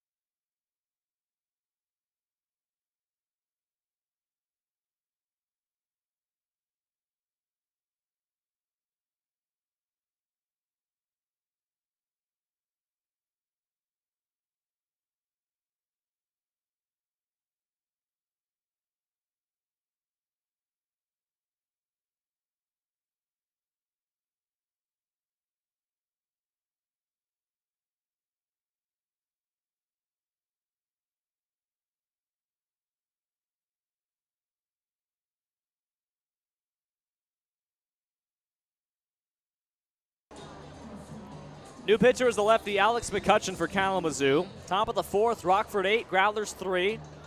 Rivets already with 3 runs home in this frame. Ben Rosengard bats against McCutcheon, lefty on lefty. Tom Josten on first base. Here's the first pitch from McCutcheon. Fastball falls right down the middle at 82 miles an hour for a strike. It's 0-1. McCutcheon, the lefty from Huntington University, native of Huntington, Indiana, 6'0" junior. ERA of 5.64. Throwback to first base, nothing doing on Josten. Record of 3-0 for McCutcheon. This is 16th appearance, all out of the bullpen.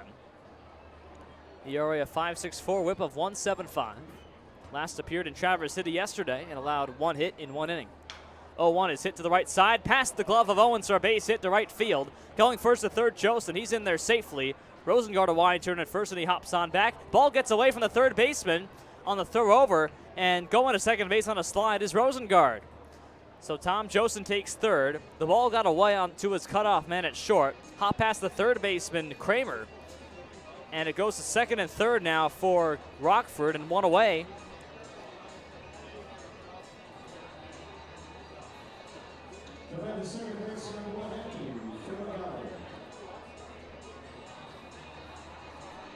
Now Anthony Fumagalli comes up with second and third and 1 away.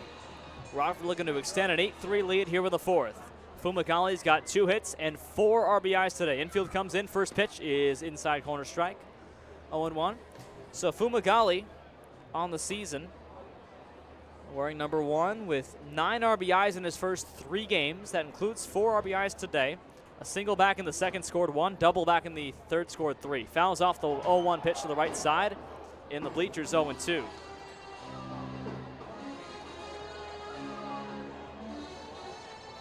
Alex McCutcheon, the 5th Growler player to come in. No pitcher's gone more than 3 outs in today's game.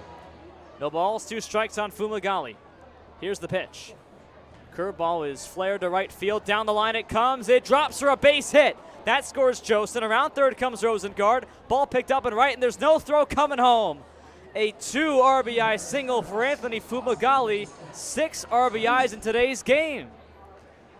So Fumagalli now with 11 RBIs in his first 3 games in Rockford, the king of timely hitting, and the Screws make it 10-3 in the fourth. Fumagalli, the sophomore from Purdue Northwest, has been unsolvable his first 3 days in the Northwoods League. Josten and Rosengard both come home. A 2 RBI single for Fumagalli. And it's 10-3. First pitch now to Caleb Durbin's a strike on the inside corner. 0-1. Durbin's got a single and a hit batsman today and a flyout. He is 1 for 2. Also stole a base in today's game. Here's the 0-1 pitch. Fastball's up and away. 1 ball and 1 strike. So Fumagalli with 6 RBIs and a 3 for 3 night. The most RBIs by any Rockford player in a game this season. Brennan Comia had 5 RBIs in a game in Madison last month. Fumagalli's beaten that. Here's the 1-1 to Caleb Durbin, the pitch from McCutcheon. Inside, 2 balls and a strike. So Nate Wargalette gives up 4 runs. McCutcheon's given up 1. Fumagalli at first, McCutcheon's responsibility, and a 2-1 count on Caleb Durbin. 10-3 Rockford, the pitch. Line, third base side and foul just past Josh Keim at third base, who spun out of the way. Count goes to 2-2. Turns around a fastball at 83 and nearly clips his coach. Rivets lead by 7, top of the fourth. 10 runs on 13 hits in a must-win game for Rockford. Facing the all-star pitcher Michael Dunkelberger. 1 of 5 pitchers to go up for Kalamazoo. Here's the 2-2 to Durbin, a throw back to first base, and no tag put on Fumagalli. By Owens at first base. Jarrett Smetana started the game, went 1 scoreless inning. Travis Snyder allowed 1 run in the second. Michael Dunkelberger 4 runs in 2/3 innings. Nate Wargalette 4 runs in 2/3 innings. Now Alex McCutcheon. 2 balls and 2 strikes on Caleb Durbin. Johnny Butler waits on deck. Durbin the 8th man to come to the plate for Rockford. 2 straight frames with 8 guys coming up. 1 out and Fumagalli on first base. 2-2 pitch curveball is flared to right field, but right at the right fielder Stewart waits for it, makes the catch. Move maybe a step in. As he hauled it down, there's 2 away in the fourth. That brings up Johnny Butler to bat. Butler, the 9th man coming up in the frame. He is 0 for 3 today. A couple of pop outs and a reach on an E6. Butler is the only Rockford player with no hits in today's game. Every Rockford player's been on base, including Butler once. But Johnny's 0 for 3. Sophomore from NC State. 2 home runs, 6 RBIs, batting .274. First pitch of ball, 1-0. This is the offense that Rivet fans have been waiting for really the last few weeks of the season. 10 runs in 4 innings. The big innings have struck twice for Rockford. 4 in the third, now 5 here in the fourth. 1-0 on Johnny Butler, the pitch. Strike on outside corner, 1-1. Now Rockford just needs the pitching to hold down LaFour. Maybe Burnett might come out there instead of Santiago, who has left the bullpen. Rockford has vacated the bullpen here. Here's the 1-1 to Butler, the pitch. Fastball is a strike on the outer half. So if Rockford had not scored those 5 runs here in the fourth, I'd imagine Burnett would be out and Santiago in. Looks like Burnett will pitch the 4th inning with Santiago not in the bullpen. In fact, nobody's in the Rockford pen, left field side. A ball and 2 strikes on Butler with 2 out. Here's the pitch. Runner takes off, swinging a ball hit back to the screen. Still 1-2. Fouled back a fastball at 85.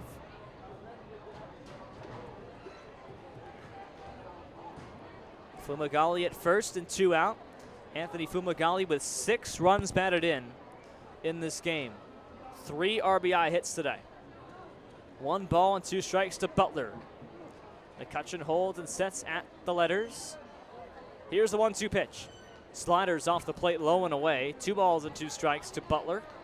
Jake Vanderwall would be next. If Butler can reach, Rockford will have batted around here in the fourth.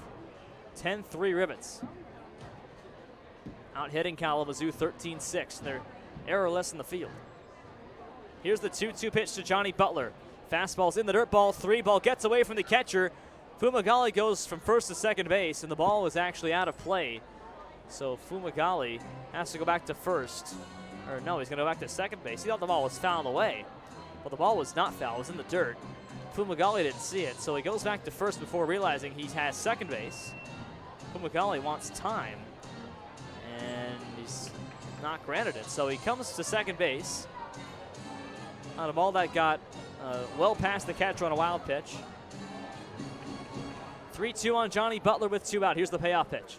Fastball cued to second base. To his right, Neville on a roller. Throws on to first. Nice exchange, nice throw. And Neville retires Butler for the 4-3 putout. But in the frame, Rockford with 5 runs on 6 hits, 1 error, and 1 man left. The Screws lead 10-3 in the bottom half of the fourth in Kalamazoo.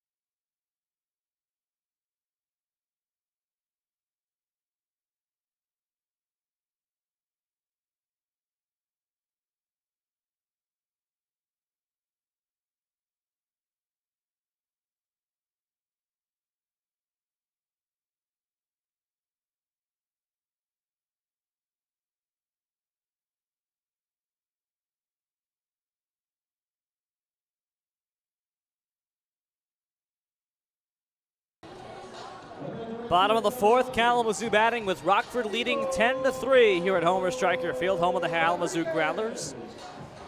Posted attendance of 2992 here today.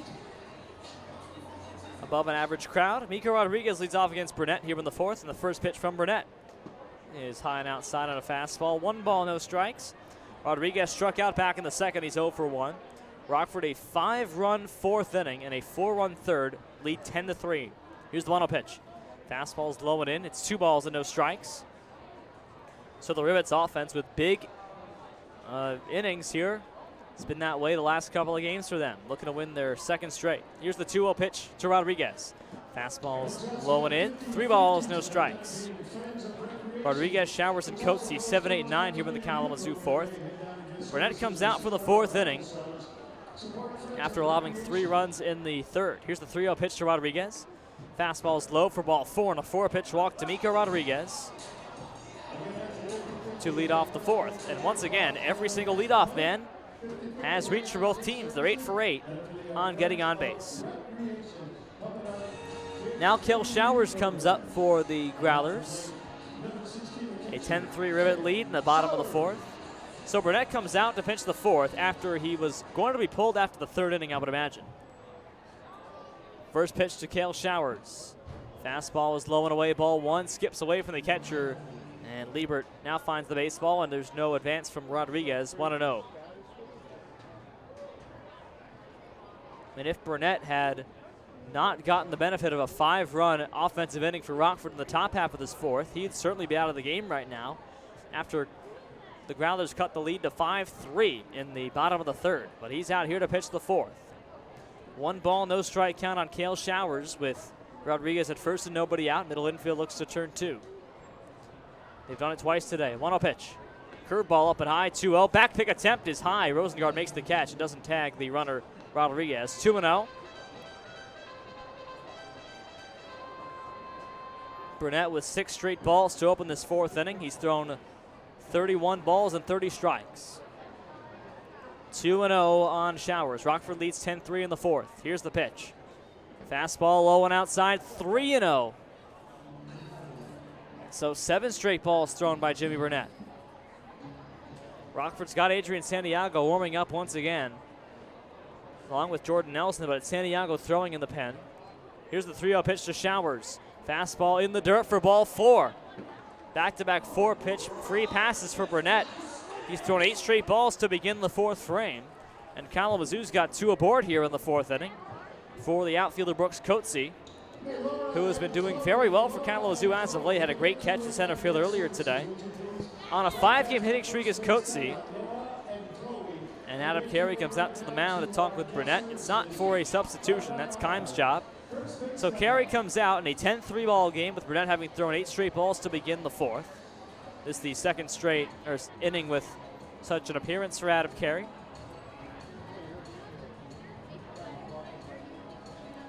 So 10-3 here in the bottom half of the fourth in Kalamazoo. Rockford leads the Growlers.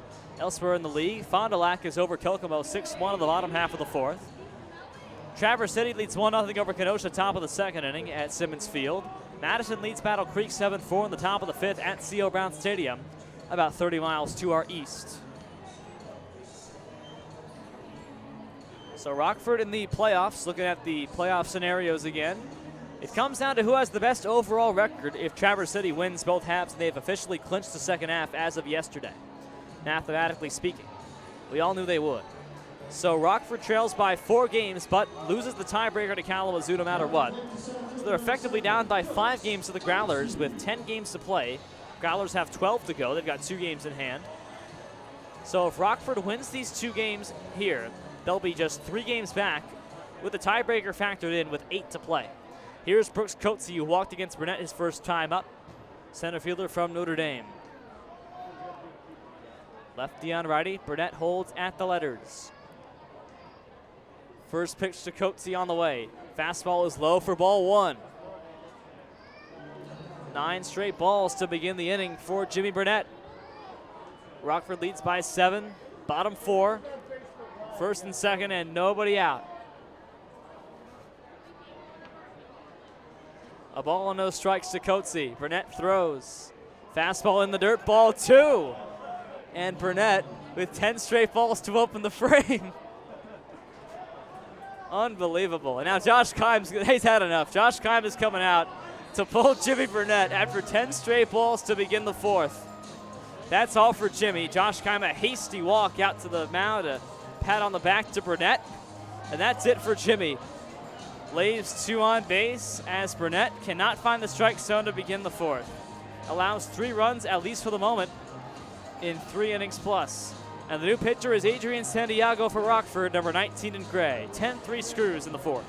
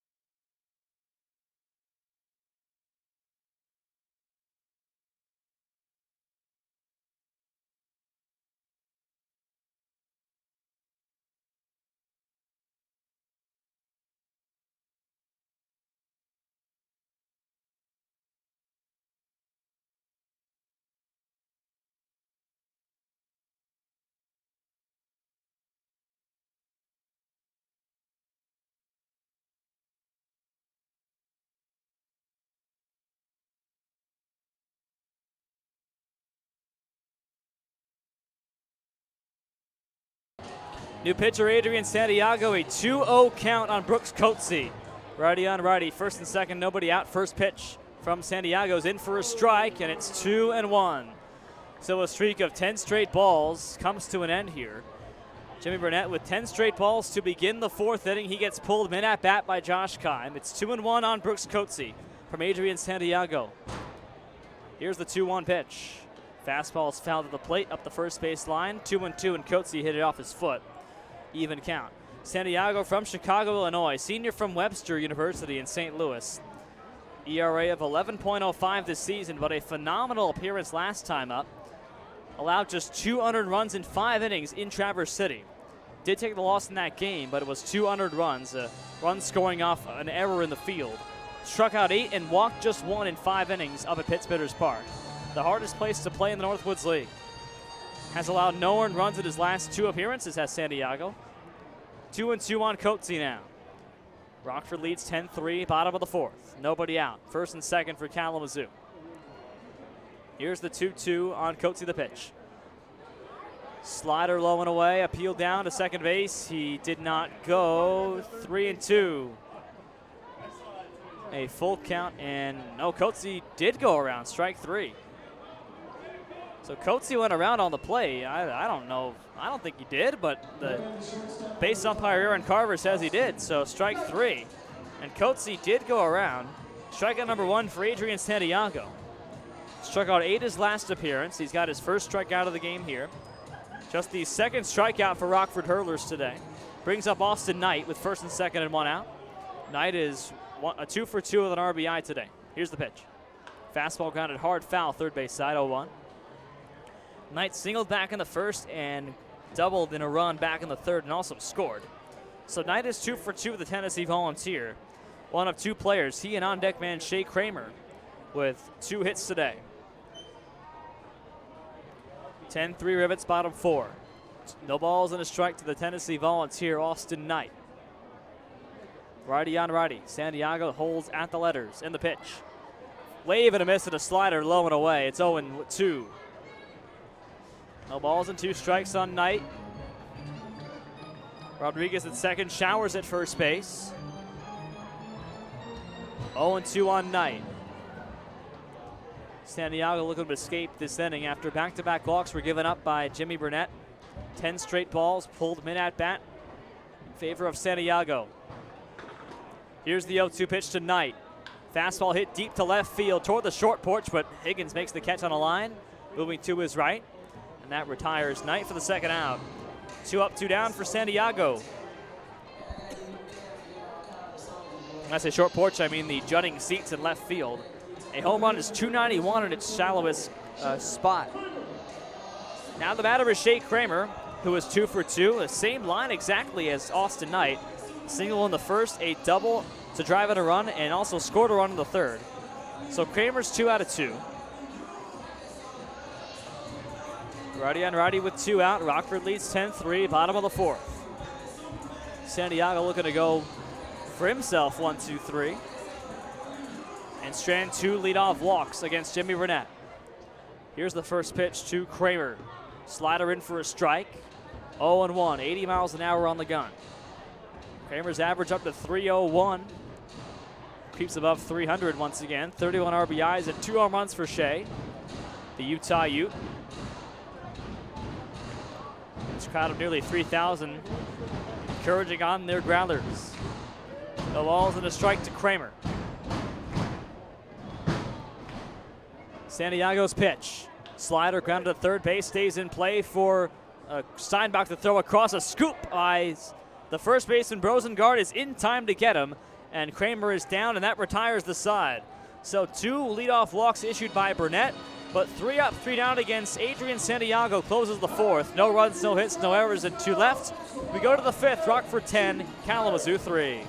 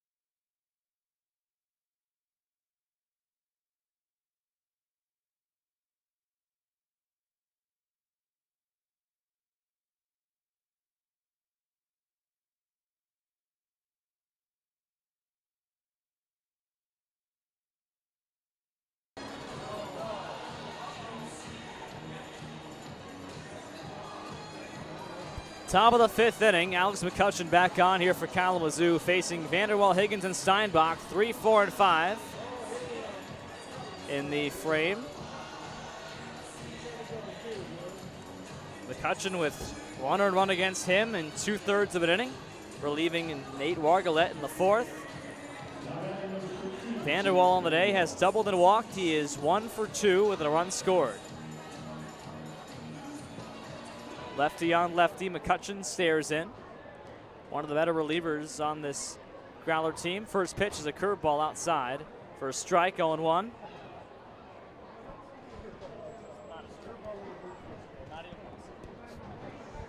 No balls and a strike on Vanderwall.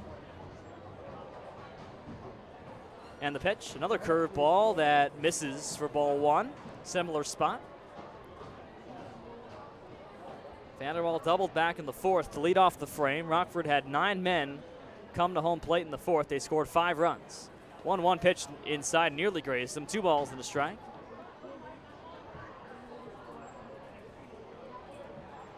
Rockford leading 10-3. We're on the top of the 5th here in Kalamazoo, Michigan. Nearly 2 hours past game time. 2-1 pitch and a fastball on the outside corner. 2-2 to Vanderwall.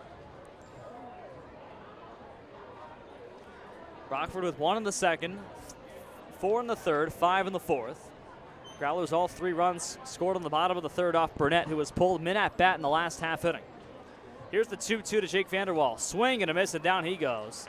Swung over a fastball to Jake Vanderwall, and he has words with the home plate umpire. Perhaps not a fan of that first pitch that was called a strike that appeared to be just above the dirt and well outside. So Vanderwall goes down. Strikeout number 1 for McCutcheon. And for Rockford, Vanderwall is the first man to strike out today in the 5th inning. Brings up Matt Higgins, who is 2 for 3. Higgins has scored 2 runs, singled back in the 3rd, and doubled in a run in the 4th. Here's the first pitch. Fastball line to center field. Toward the gap, over comes Coatsy near the wall. He looks up and dives to. Does he hang on to the ball on the warning track? He made the catch. Unbelievable catch, Brooks Coatsy. Diving against the left center field wall. Higgins robbed once again to dead center by Coatsy in this ball game. That's the 2nd time Matt Higgins has had to tip his helmet to Brooks Coatsy in center field. Saves easily 2 bags, perhaps 3. He dives right back to the wall. Looking at a replay here on the Kalamazoo telecast. What a play by Coatsy. He was slow to get up as well. Made sure to throw the ball in on his knees. What a catch by Brooks Coatsy to rob an extra base hit from Matt Higgins. Now the batter is Alex Steinbach. First pitch to him. Strike on a changeup, 0-1. Steinbach has a 2-run home run and a walk to his name. Homer to deep left field back in the 4th. A no-doubter off the bat of Steinbach. The U of I product. 2 home runs in 2 games. 0-1 is well high. 1 ball, 1 strike. Well, that's the best play for either team in today's game. And if not for 2 outstanding catches by Coatsy on the warning track in center field, Higgins would be 4 for 4 with 3 extra base hits. 1-1 curve is in for a strike, 1-2. So Higgins, 2 outstanding highlight reel plays away from a 4 for 4 day. Brooks Coatsy with 2 ones for the reel in this ball game, just a few innings apart. Here's the 1-2 pitch. And Steinbach goes around for strike 3 on a curveball well inside to him. And he's down on strikes to end the frame. An adventurous 1-2-3 for the Kalamazoo Growlers in the top of the 5th. It's 10-3 Rockford, bottom 5 coming up.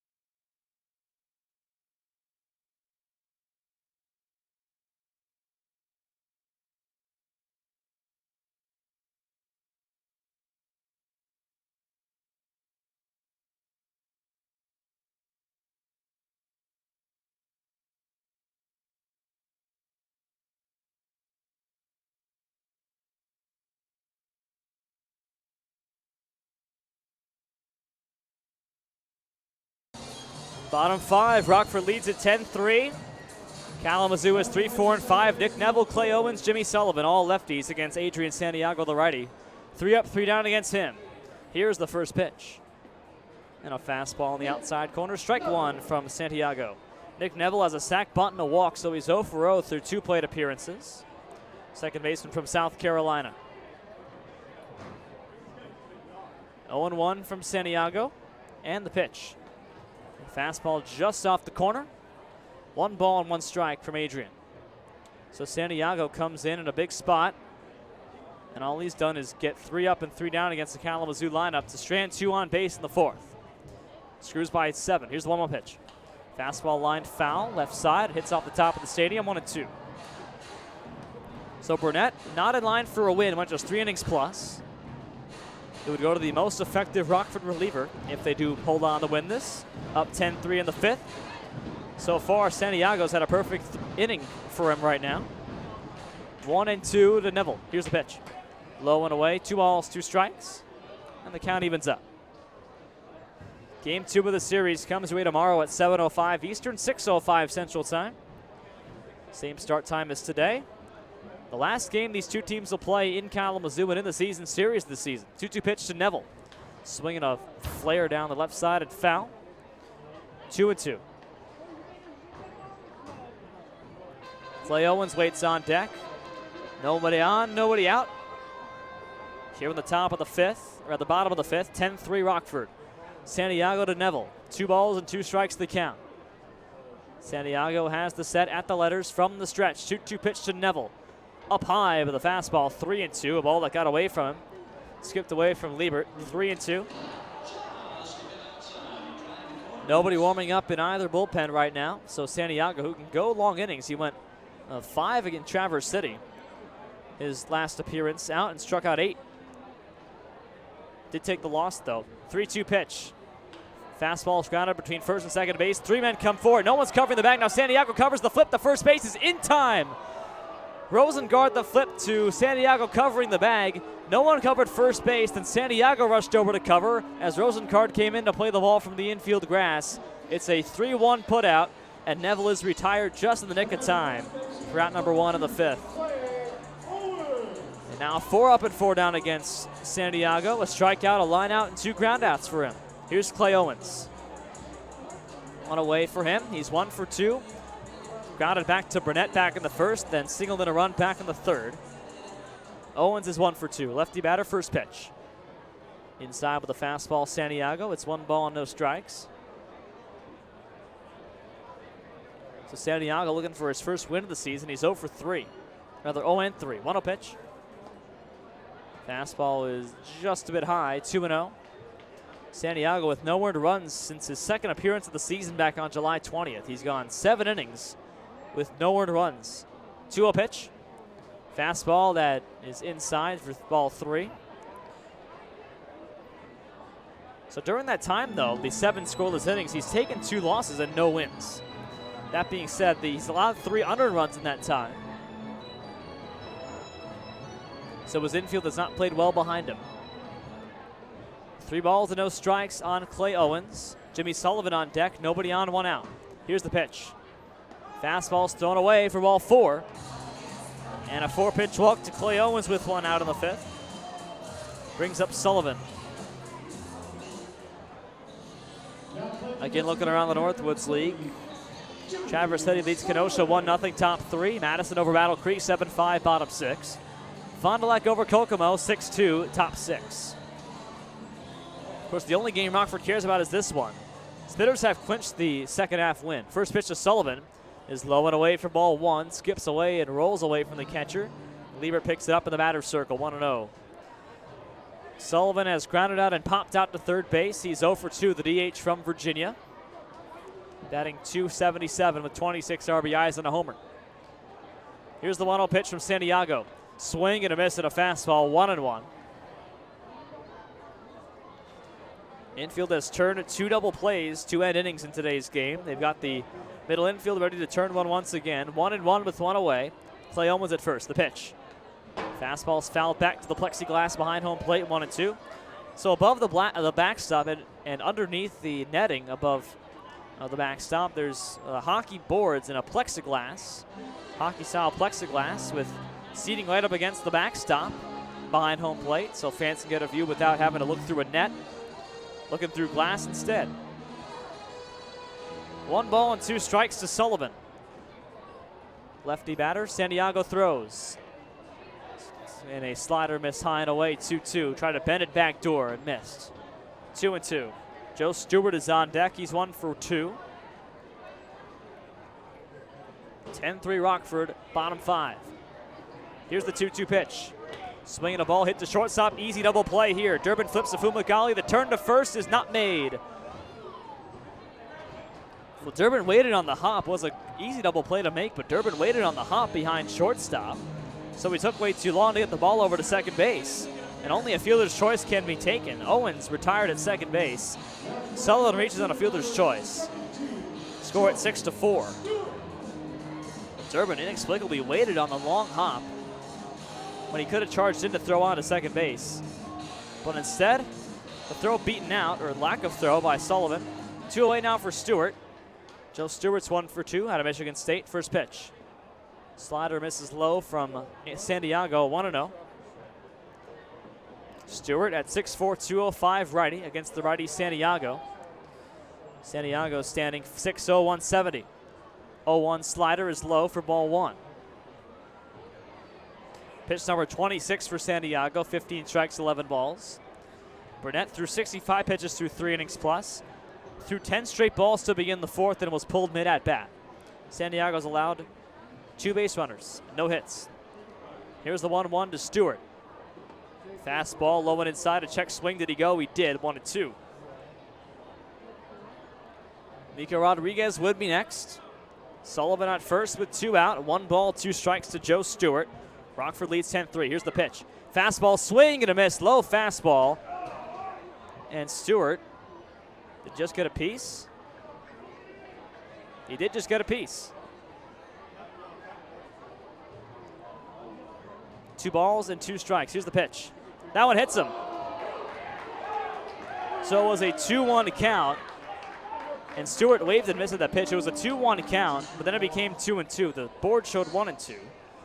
But a hit by pitch on the next pitch anyway to the waist brings it all a moot point. So there's 2 on now for Nico Rodriguez for Kalamazoo. 3 base runners in this frame against Santiago. A walk, a fielder's choice, now a hit by pitch. First and second, Nico Rodriguez. Rodriguez is 0 for 1 with a strikeout and a walk.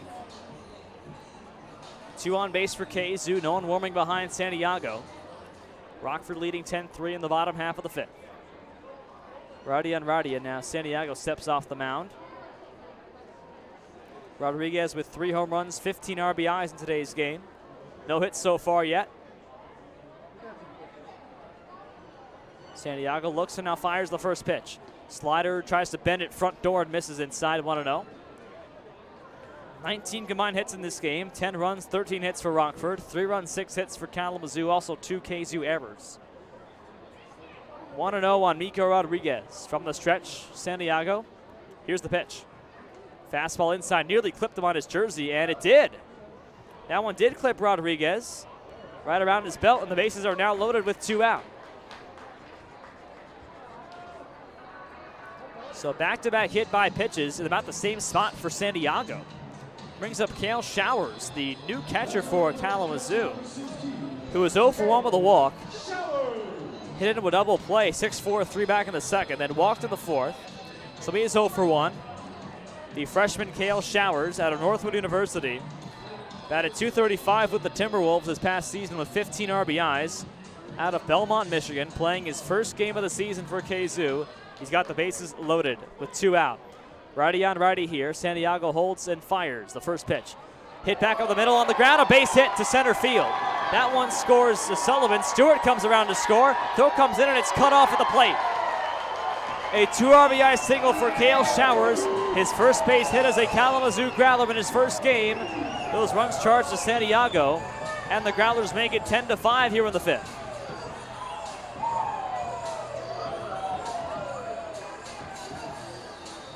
The Growlers just not going away. They score 3 in the 3rd, now 2 in the 5th. They make it 10-5 in the bottom half of the 5th inning. And all of a sudden, it's a 5-run game once again. Now the batter is Brooks Coatsy, first and second and 2 out. Righty on righty again. Santiago looks to get out of this frame. First pitch. Fastball is grounded foul, third base side off the Rockford dugout. TJ Merrick now talking to his relievers. He's delivering some news. We'll see who's warming up behind Santiago. We've got a number. We'll look for a name just a moment. It's Johnny Cheslowski replacing Chevin Eubanks as the number 30 on this Rockford roster. So Cheslowski's warming up behind Santiago. Pitch to Ketzi is low and away. And the count is 1 ball, 1 strike. Brooks Coetzee on the day has walked and struck out. He's 0 for 1 with a run scored. A ball and a strike on the center fielder from Notre Dame. 10-5 Rockford over Kalamazoo, bottom of the 5th. Growlers with 2 runs home in this frame on just 1 hit. 2 RBI single by Cale Showers to center field on the ground. 1 ball, 1 strike to Coetzee. Long look and now the hold from Santiago. Here's the throw. Inside a hit him on the back. And the back of the belt, Santiago hits Coetzee.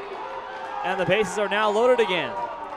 3 hit by pitches by Adrian Santiago in this frame, all around the belt. Bases now loaded again, and what do you know? The tying run is on deck for KZoo with 2 out.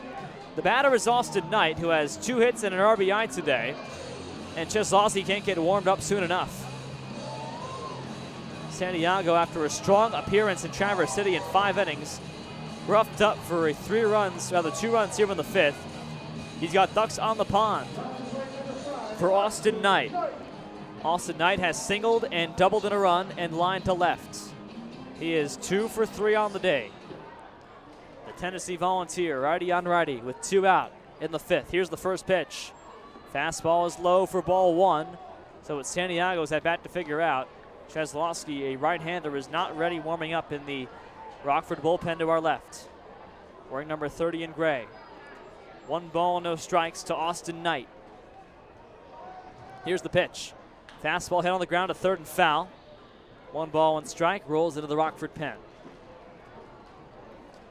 Too close to comfort for Rockford, you might say. It's 10-5 Rivets. We're in the bottom half of the 5th. Rockford's never trailed in this game. 1-1, the count to Austin Knight. Ducks on the pond. Bases full of Growlers. Here's the 1-1 pitch to Knight.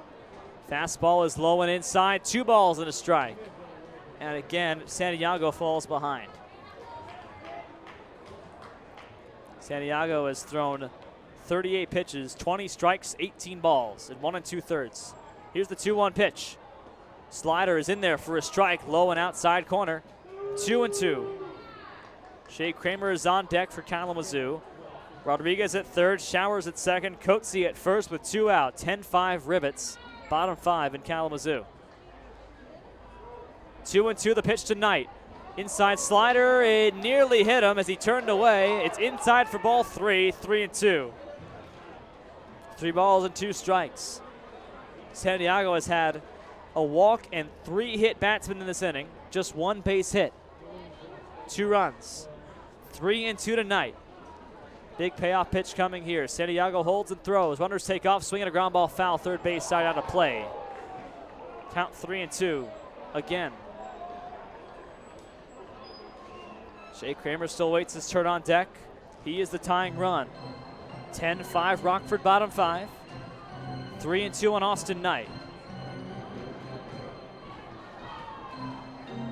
Santiago looks for his sign from catcher Kirk Liebert. Now has it and sets for a 3-2. Again, the payoff pitch.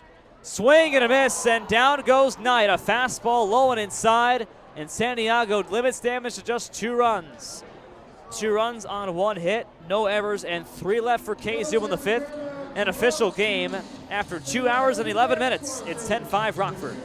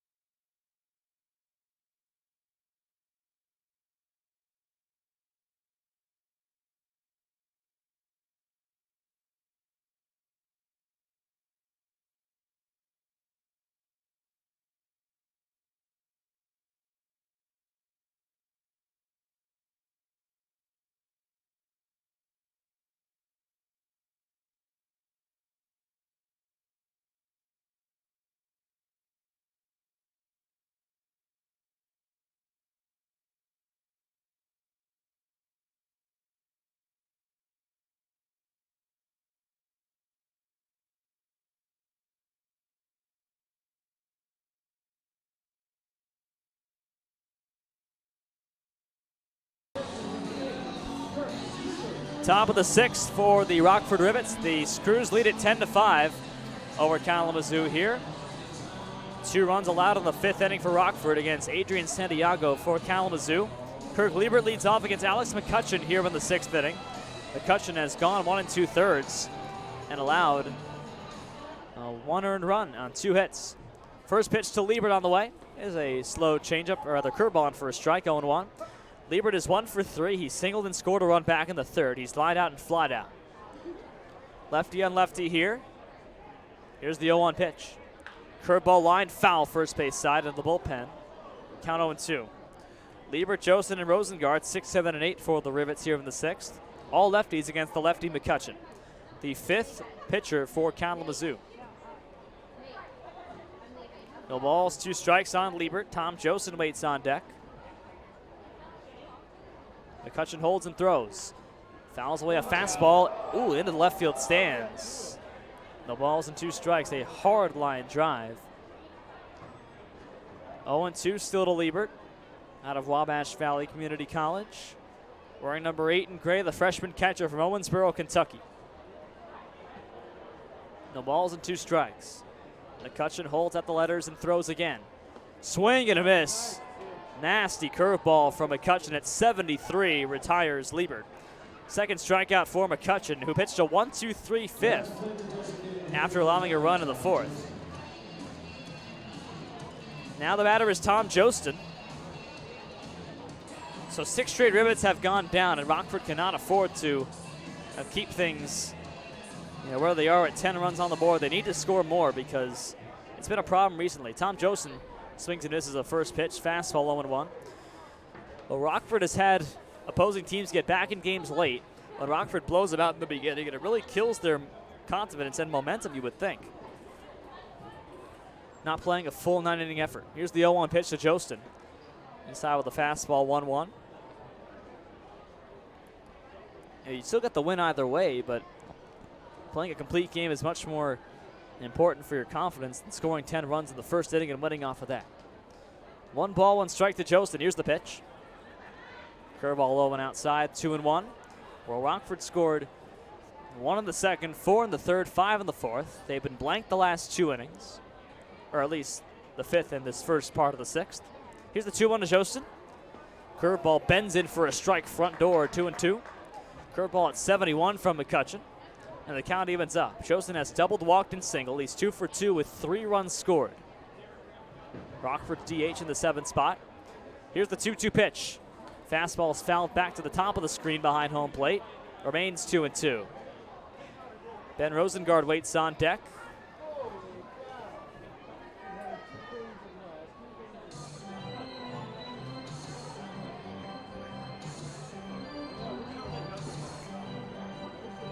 Rosengard reached on an error last time up. 2-2 to Jostin. Swinging a foul tip back to the backstop. On a slow curveball again, and Jostin just got a piece despite swinging early. Remains 2-2 on him. Rivets lead 10-5, top 6. Nobody on and 1 out. 2-2 the count to Tom Jostin. Here's the pitch. Breaking ball grounded to the first base side and threw it for a base hit. Through the 3-4 hole. Past the glove of Clay Owens. So it scoots into right for a base hit for Jostin. And Jostin's got a 3-hit night for Rockford. He joins Anthony Fumagalli in the 3-hit club today. So he's on first with 1 out for Ben Rosengard. Rosengard is 1 for 2. He has scored twice. Singled in a run back in the 3rd. Reached on a need 9 back in the 4th. Came in relief of Cory Wright in the 3rd inning as a pinch hitter and has played first base since. Lefty batter is Rosengard out of the University of Chicago. Looking for his 2nd multi-hit game of the season. Here's the first pitch from McCutcheon.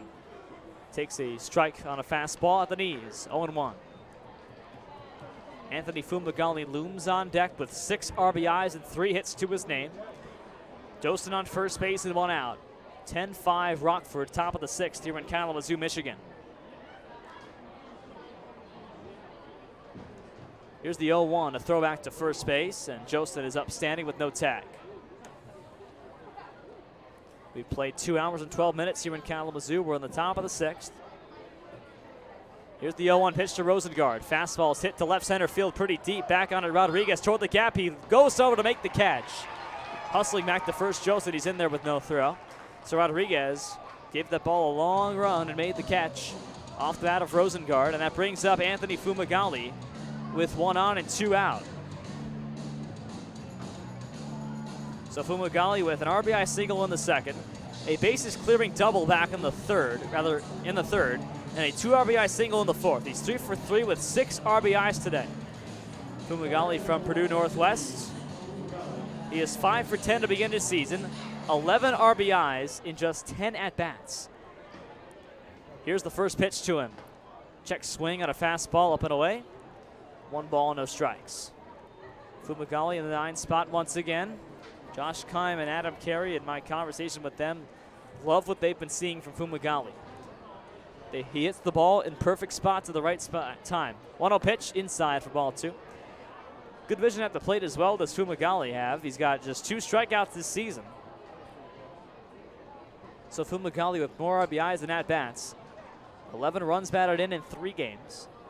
6 today. 2-0 pitch. Fastball is low at the dirt, 3-0. Fumagalli's walked just 1 time this season. Sophomore headed to Purdue Northwest. Playing at second base today. 3-0 on Fumagalli now. Here's the pitch from McCutcheon. Low one outside for a strike on a fastball, 3-1. Caleb Durbin would be next, 2 out, and Josen on first base. Rockford leads 10-5 in the top of the 6th. Here at Homer Stryker Field, Kalamazoo, Michigan. First of 2 in a must-sweep series for the Rivets. Here's the 3-1 pitch. Fastball swinging a high fly ball to shallow center field. In comes Coates. He has room and he measures it and makes the catch with 1 hand over his left shoulder to retire Fumagalli. He swung at ball 4 and popped it up to center. And that retires the 6th inning for Rockford. No runs on 1 hit. We go to the 7th, or the bottom half of the 6th. It's 10-5 Screws.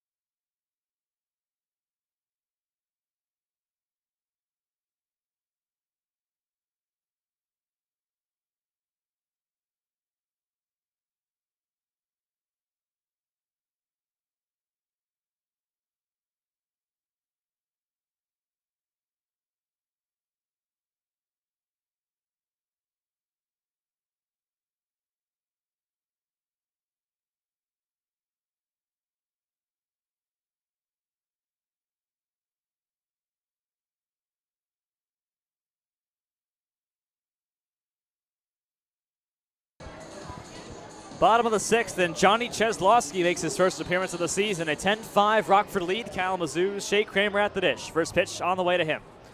And a slider that falls outside, 1-0. So Kramer on the day is 2 for 3, a single, an RBI double, and a ground out to third base. 1-0 on Shea. Righty on righty, Cheslowski, the right-handed hurler from Northern Iowa Area Community College. Here's the 1-0 pitch. Slider again up and away, 2-0. So Cheslowski from NIACC out of Mount Prospect, Illinois, about 30 miles north and west of Chicago. 6'4", 180, right-handed thrower. First appearance of the year wearing number 30 in gray. 2-0 to Shea Kramer. Here's the pitch. Fastball is low for ball 3. Fastball at 86 on the jugs gun. Kramer, Neville, and Owens, 2, 3, and 4 up in the Kalamazoo 6th. Growlers trail 10-5. They scored 2 runs in the 5th inning against Adrian Santiago. Here's the 3-0 pitch on the way. Fastball in for a strike. It's 3-1. Low and inside.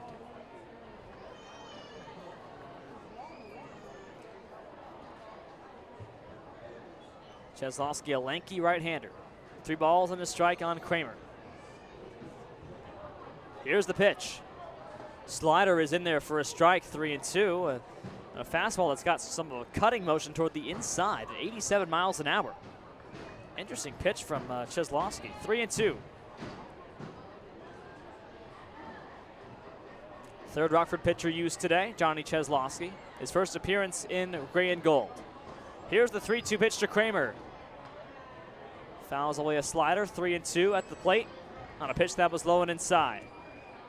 Nick Neville waits on deck. A full count to Shea Kramer, who has 2 hits today.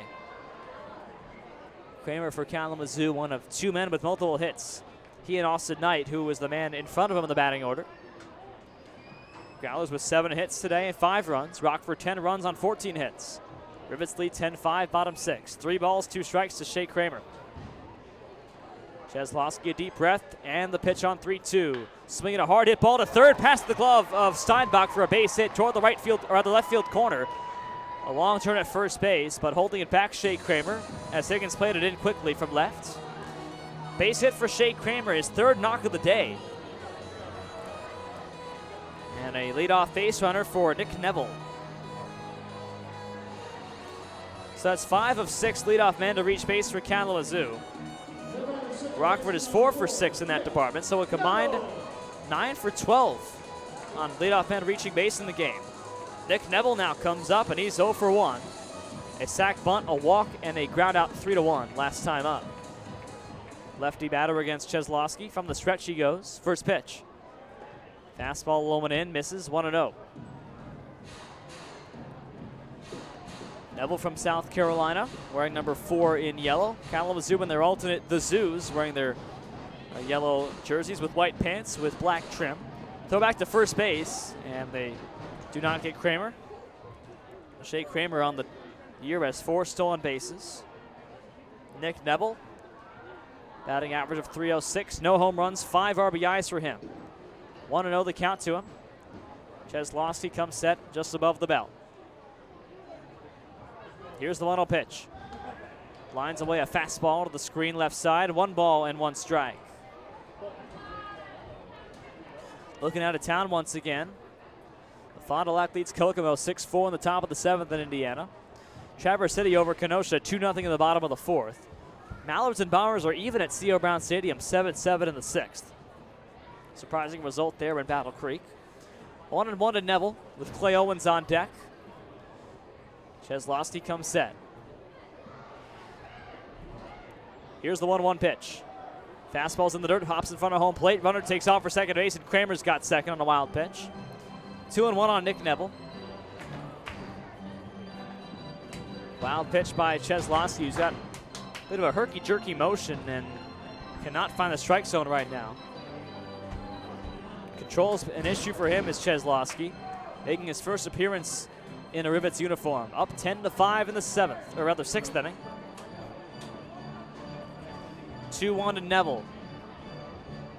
Neville now comes set, open stance on the left-handed side. Cheslowski from the stretch.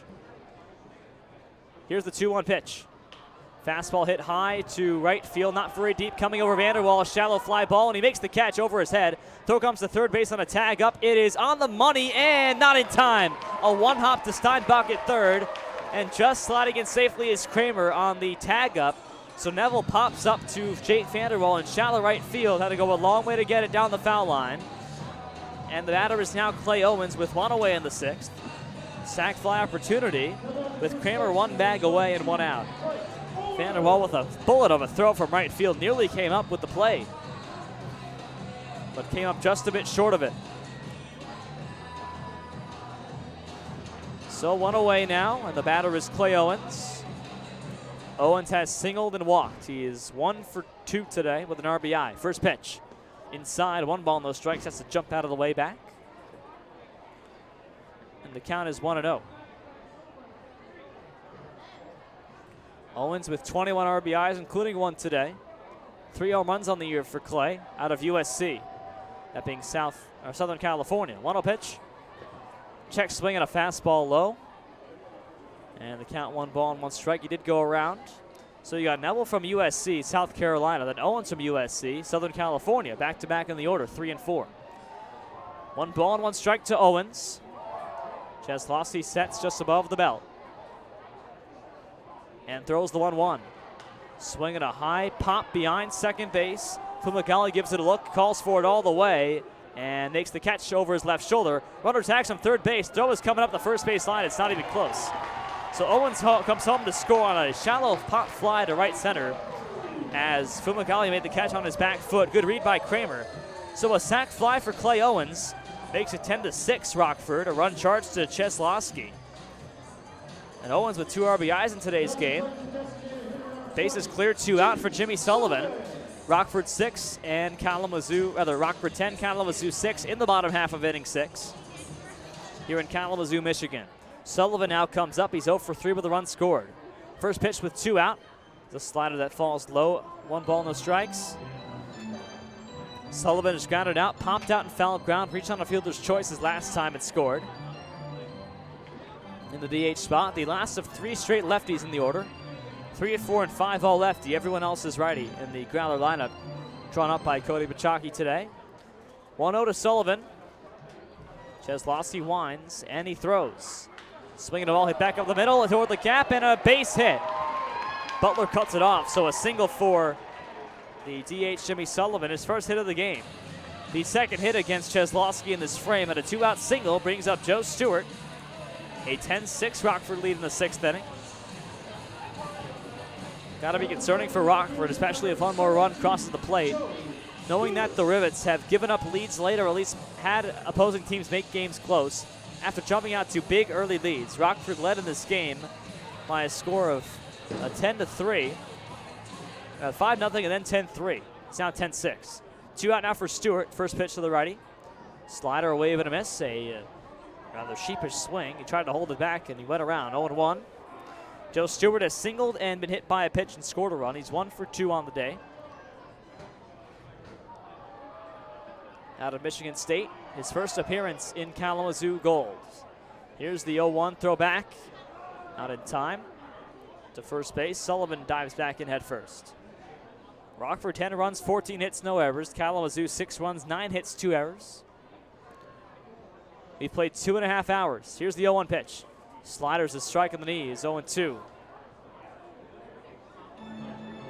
This game is in contention for the longest game for the Rivets this season. The longest is 3:56 for a 9-inning game. Longest all season for any game is 3:56 against Kokomo, or rather against Kenosha. Here's the 0-2 to Stewart and the pitch. Runner takes off, swinging a grounder between 5 and 6. It is through both of them for a base hit. Going first to third is Sullivan. Throw is booted by the left fielder Higgins. Higgins had a wide open play at third. Sullivan was dead going to third base, and Higgins just spiked the ball into the ground in the outfield. Everyone's safe. Stewart on first and Sullivan on third. A base hit for Joe Stewart. And the runners are on the corners for Miko Rodriguez. And all of a sudden, the tying run comes on deck. Rodriguez is 0 for 1 today with a walk and a hit by pitch on a strikeout. The fielder from Texas A&M, Grand Rapids native. Same high school as Jake Vanderwall. Comes up with the runners on the corners. Rockford had their man, Sullivan, meet at third base, and Higgins completely botched the throw. Spiked it into the turf. Here's the first pitch. Fastball is low and away, ball 1. Wow. So Higgins just tried to get the ball out and clutched the ball for too long, and he spiked it right in the grass. 1-0 now on Rodriguez. 3 base hits in this inning and 1 run against Cheslowski for Kalamazoo. The pitch to Rodriguez. Ball skips up the first base line. Runner coming home, and Sullivan's safe. 2 balls and no strikes on Rodriguez. Sullivan around to score, and it's 10-7 Rockford here. 4 unanswered runs for the Kalamazoo Growlers. Stewart goes to second base. 2-0 the count to Miko Rodriguez with 2 out in the 6th. Growlers making it close here in the 6th frame. They scored 2 in the 5th, now 2 in the 6th off different pitchers. Rodriguez with a 2-0 count. Righty on righty. Cheslowski holds and now lets it go. Up and away with a fastball. 3 balls and no strikes. And once again, Rockford's got men warming up behind him. Looks like Mitch Rogers, number 35, is in their bullpen for the Screws.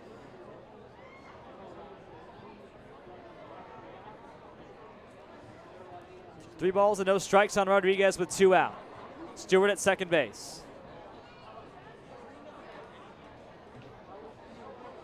Here's the pitch, and no pitch as time was called by the batter Rodriguez. Number 11 in gold. Cheslowski was about to begin his motion, but held back. 3-0 still on Rodriguez. A 10-7 game, Rockford over Kalamazoo. Bottom 6, and anxious moments for the Rivets. Despite leading by 3, tying run is on deck. Rodriguez out of the batter's box, now back in. Slightly open stance. 3 balls, no strikes. Cheslowski set. Long look back at second. Now deals the 3-0. Fastball is in for a strike at the knees, 3-1. A call that you only get on 3-0. A ball that appeared to be just below the knee, but ruled a strike by Carson Nato at home plate, 3-1. Rockford's bullpen again populated. Cheslowski, the 3rd pitcher for the Rivets. Growlers have used 5. 3 balls and a strike to Rodriguez. Cheslowski throws. Slider is in there. Strike 3 call. Wow. Not sure how that one found the plate. That one slid outside and called a strike by Nato. A very tough call for Rodriguez to take. And that retires the side. So 2 runs on 3 hits, no errors, and 1 left. After 6 innings of play, it's 10-7 Rockford over Kalamazoo.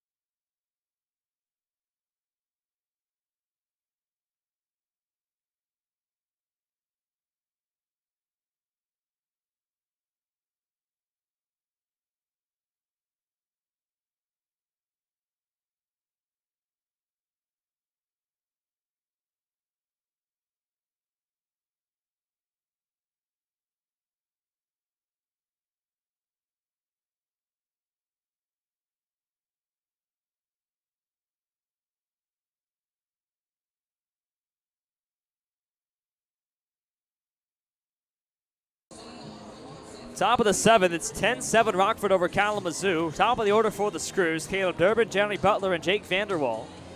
Lead off against Alex McCutcheon.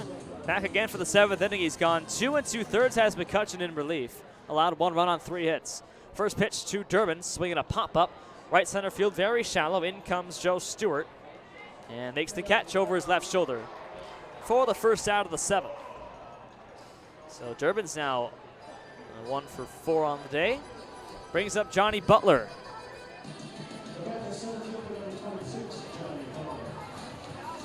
Johnny Butler is 0 for 4 today, the only Rockford player who's gone hitless. Rivets with no runs since they scored 5 in the 4th inning. Since then, they've allowed 4 straight, from 10-3 to 10-7, but still leading. In fact, the Rivets have never trailed. First pitch on the way is a slider low and outside for ball 1 to Johnny Butler. Butler has popped to right, reached on an E6, popped to center, and grounded out. 0 for 4. Here's the 1-0 pitch. Fastball is just below the knees. 2 balls and no strikes to count to Butler, sophomore from North Carolina State. Butler batting .271, 2 home runs, 6 RBIs. Here's the 2-0. Swinging a foul back to the first base dugout, 2-1. Jake Vanderwall on deck, 2 balls and a strike to count.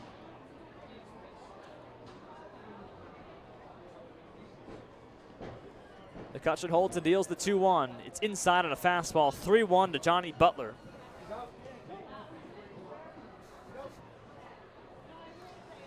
Madison and Battle Creek tied at 7 in the 6th. Traverse City over Kenosha 2-0 in the 5th. Fond du Lac leads Kokomo 6-4 in the 8th. 3 balls and a strike to Johnny Butler. Jake Vanderwall is on deck for the Rockford Rivets. McCutcheon holds at the belt. Here's the 3-1 pitch. Fastball's fouled away left side, 3-2. Now to play it goes. A full count to Butler now. What a wild one here in Kalamazoo. Rockford jumping out of a 5-0 lead. Growlers made it 5-3. Then it was 10-3 Rivets. Now it's 10-7 Kalamazoo. It's been tit for tat here. 3-2 to Butler. Here's the pitch. Swinging a high fly ball to right, and it's pulled well foul. About maybe 100 feet foul, the right field pole. 3-2. Jake Vanderwall still on deck. Alex McCutcheon's pitch count up to 52 through 3 innings. We're number 30 in gold yellow. Here's the 3-2 pitch. Outside for ball 4, and Butler draws a walk. A 7-pitch walk to Johnny Butler as he stayed alive in the count with the count full, and walks to bring up Jake Vanderwall. So McCutcheon has not gone beyond 3 innings in any game this season. Did so a week ago against Traverse City on July 25th. 3 scoreless innings. He's gone 3 flat today. So a 10-7 lead here for Rockford. We're in the bottom half of the 6th. The batter is Jake Vanderwall for Rockford. Lefty on lefty, first pitch. Curveball for a strike, it's 0-1. Jake Vanderwall has doubled and walked. Vandy is 1 for 3, struck out his last time. He scored a run today as well. 34 RBIs and 6 home runs this season, batting .285 to lead the Rivets. 0-1 pitch is a slider outside, 1-1. Of course, Anthony Fumagalli is 5 for 11 so far today, or in the season, but of course Vanderwall's played 58 games and Fumagalli just 3. 1 ball, 1 strike to Vanderwall now. Here's the pitch. Swing and a miss at a curveball in the dirt, 1-2. Good sinking motion from McCutcheon, who's had his pitches on point tonight. McCutcheon has walked 1, struck out 3, allowed just 1 run on 3 hits in 3 innings. And that run he allowed came back in the 4th inning. His first inning of work. Here's the 1-2 pitch. Throw back to first base. And Butler upstanding that time. Butler has stolen 6 bases this season in 10 tries. Rockford steals bases at a 73% clip. They've stolen 2 today. Here's the 1-2 to Vanderwall.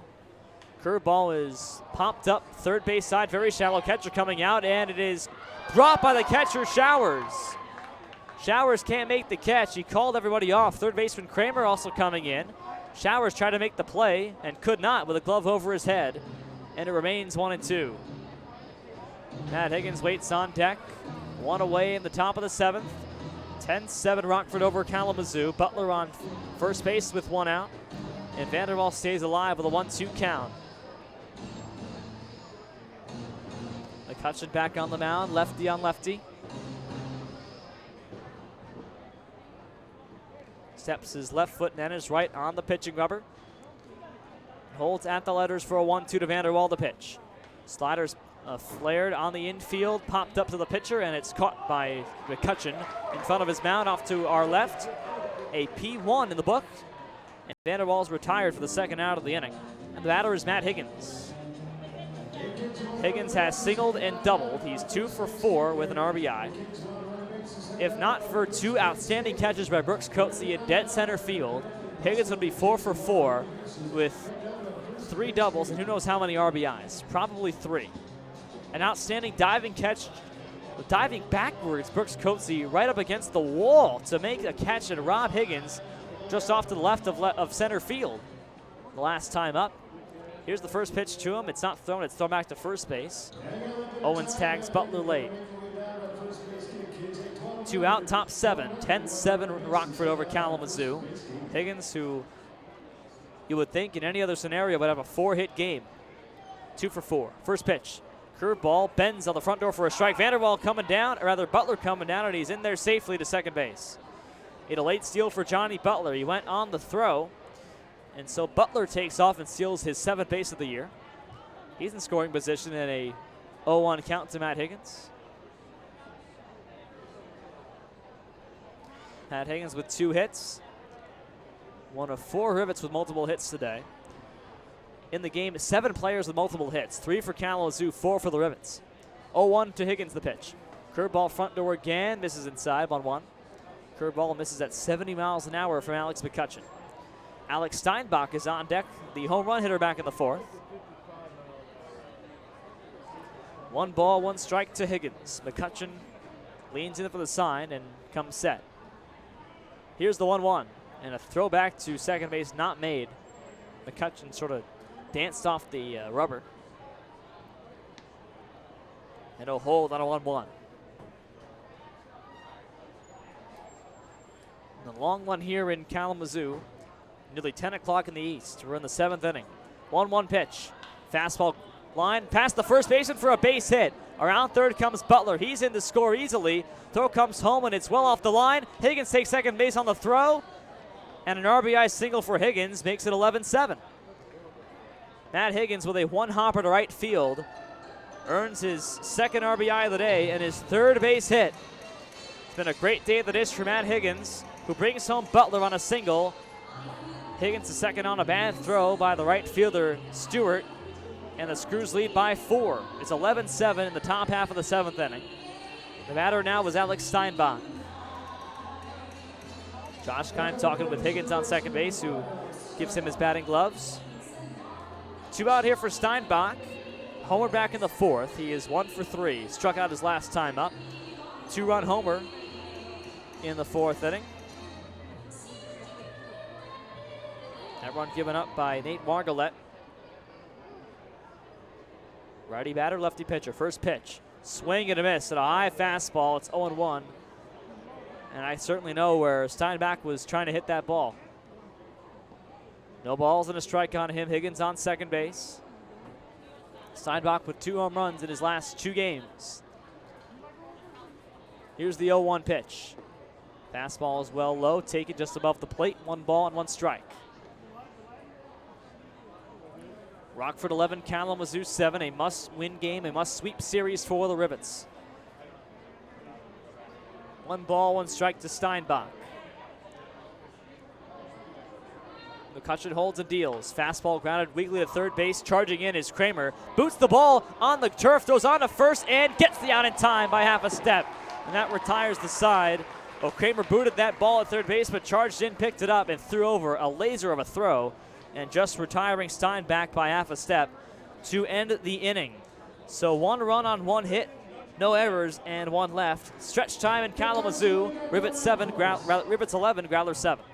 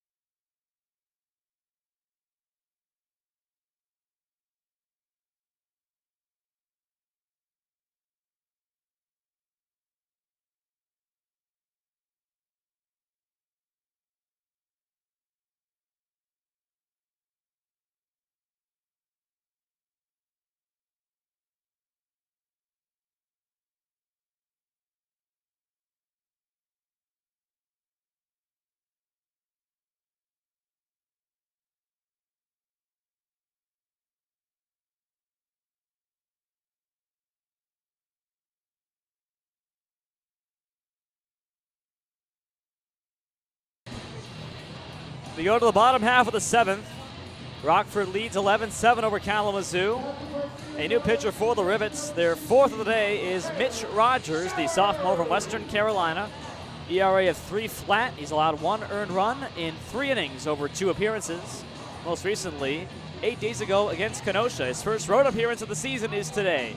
Rogers a righty against Cale Showers, the righty catcher for KZoo. First pitch on the way from Rogers is up for an off-speed pitch for ball 1.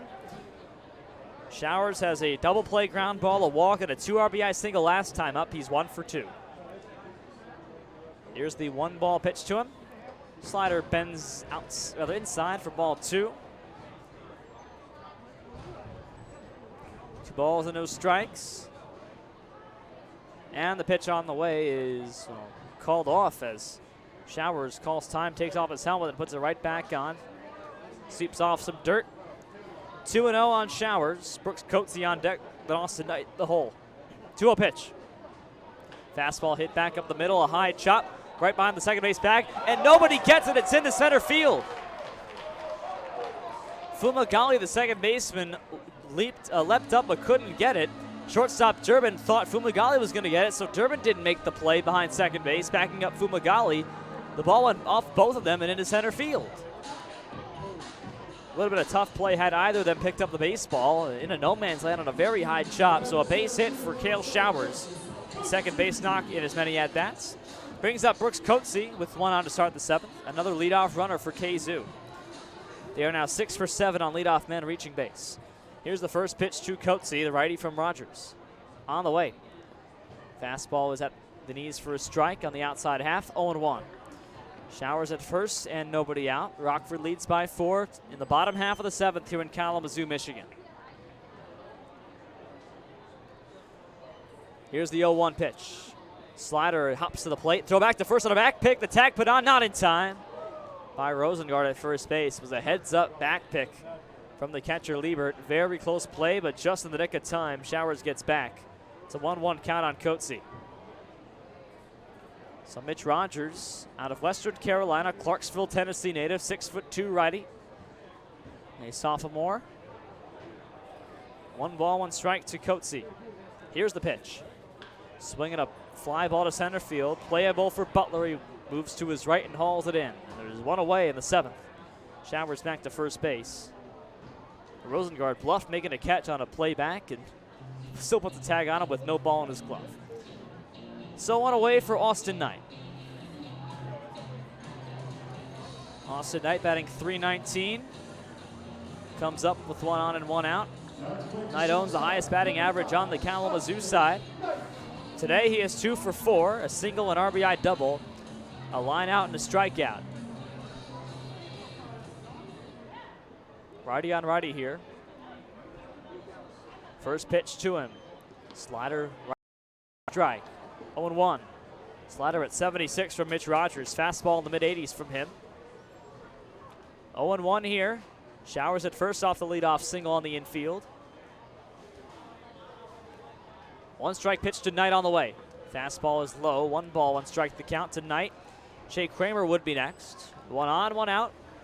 Double play depth in the middle infield with Showers at first. Austin Knight, 1 of 3 Growlers with multiple hits today. Check that, 1 of 4 Growlers. Here's the 1-1 pitch to him. Slider, wave and a miss, 1-2. Excellent off-speed pitch from Rogers, and Knight swung well early, and there's a 2 strikes on him. So both teams each with 4 men with multiple hits in today's game. There have been a total of 26 hits, 18 runs. 1-2 on Austin Knight. Here's the pitch. Swinging a foul back. It's cued to the first base dugout. Just got a piece of a slider high and away. Count holds 1-2. Rockford 11 runs, 15 hits, no errors. KZoo 7 runs, 11 hits, 2 errors. Rockford leads by 4. We're in the bottom of the 7th. Here at Homer Stryker Field in Kalamazoo. Cale Showers, the catcher for KZoo at first base with 1 out. 1-2 on Austin Knight. Mitch Rogers holds at the belt.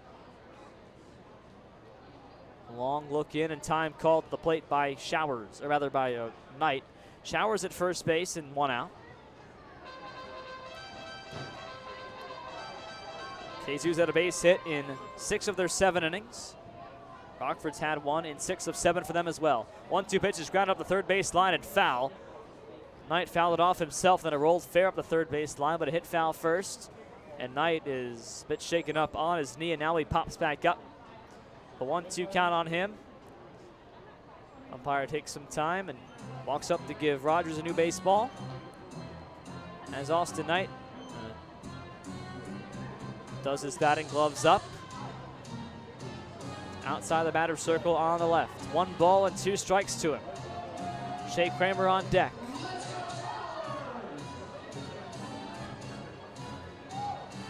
Now Knight steps in after fouling the ball off his leg. 1-2 on him. Rogers sets at the belt. Here's the 1-2 pitch. Slider is off the plate. Ball skips away from the catcher Liebert. And on to second base, Cale Showers, the opposite backstop. A 2-2 count now on Knight. Double play ball no longer in effect with 1 away in the 7th. And an even count on Austin Knight. A wild pitch. 11-run effort here for Rockford, the most they've scored since the first game of the since the All-Star break. Scored 13 against Battle Creek on July 18th. First time they've reached double digits since then. 2 balls and 2 strikes. Here's the pitch to Austin Knight. Fastball low and outside, 3-2. Fastball at 85 mph. Count runs full tonight. The Tennessee Volunteer, patient at the plate. Shea Kramer's the on-deck man. 3 balls, 2 strikes, righty on righty. Rogers holds. Pitch number 8 of the at-bat tonight is on the way. Swinging a pop-up to straightaway center field. To his left, Johnny Butler waits and hauls it in. A tag to third base is bluffed as Showers heads back to second. Left early anyway. So Knight is retired, and there's 2 down in the 7th for Shea Kramer to come up now. And Kramer's had a 3-hit day for Kalamazoo. Kramer the only Growler with 3 hits today. Rockford's got 3 guys with 3 hits today. Kramer singled in the first, doubled in a run back in the 3rd, grounded out in the 4th, and singled back in the 6th. He has also scored 2 runs, in addition to driving in 1. So Kramer's 3 for 4, 2 home runs, and 31 RBIs, batting .303. Up with 2 out, here's the first pitch. Fastball's outside, nice sliding block from Liebert to his right, 1 ball and no strikes. Happier with us here on a rather lengthy one from Kalamazoo, Michigan. It's 11-7, Rockford leading. Bottom half of the 7th on a Thursday night in Kalamazoo. Here's the 1-0 to Shea Kramer, and the pitch. Slider misses low and inside from Mitch Rogers, 2-0. Rogers, the 4th Rockford pitcher. Burnett pitched 3 innings. Santiago pitched 2. Cheslowski the 6th inning, and now Mitch Rogers, the 4th Rockford reliever. KZU's used 5, and they might have to use a 6th here to begin the 8th. They've got a guy warming up in their pen. Rockford's bullpen is empty, aside from a couple of guys not warming. 2-0 pitch, low and outside, a fastball, 3-0. Blocked at the dirt by Liebert. 3 balls and no strikes on Shea Kramer. Nick Neville is on deck for KZU. Showers on second base and 2 out. Rivets lead by 4, bottom 7. Growlers looking to strike for the 3rd straight frame. 3-0 pitch to Kramer. Fastball for a strike, lower half of the zone, 3-1. Kramer looking for a 4th base hit. See if he'll take on 3-1. Likely won't unless the ball is high. 3 balls and a strike to him. And the pitch. Swinging a high fly ball to left field toward the short corner, and it rolls foul. Wow. Plenty of home run distance to the shallowest part of the ballpark. Kramer turned around a fastball on 3-1 and uncorked one down the left field line, but foul. Foul of the 18-plus area, the Miller Lite beer trap in the left field side, part of that short porch. 306 to the foul pole, 291 to home run distance. 3 balls, 2 strikes to Kramer with 2 away, and now he's got to protect himself here. Rogers has worked the count back full. Pitch number 6 coming in the at-bat. Full count, a payoff to Kramer. And Rogers lets it go. Slider fouled back to the plexiglass behind home plate. It 2-hops the catcher Liebert. Count holds at 3-2. 20 pitches now in this frame for Mitch Rogers. Kale Showers singled. Brooks Coatsy flied to center. Austin Knight flied to center. Showers in the process reached second on a wild pitch. 3-2 now on Shea Kramer. Another lengthy at-bat here in the 7th frame for Mitch Rogers. He sets at the belt for a 3-2 again to Kramer, and he throws. Slider swinging the ball, hit right back to him. He picks it up on one hop. Underhands on to first base. Rosengard the catch, and that retires the side. Athletic play at the pitcher's mound by Mitch Rogers. A 1-3 putout ends the 7th. No runs on one hit, no errors, one left for Kalamazoo. We go to the 8th, 11-7 Rockford at Homer Stryker Field.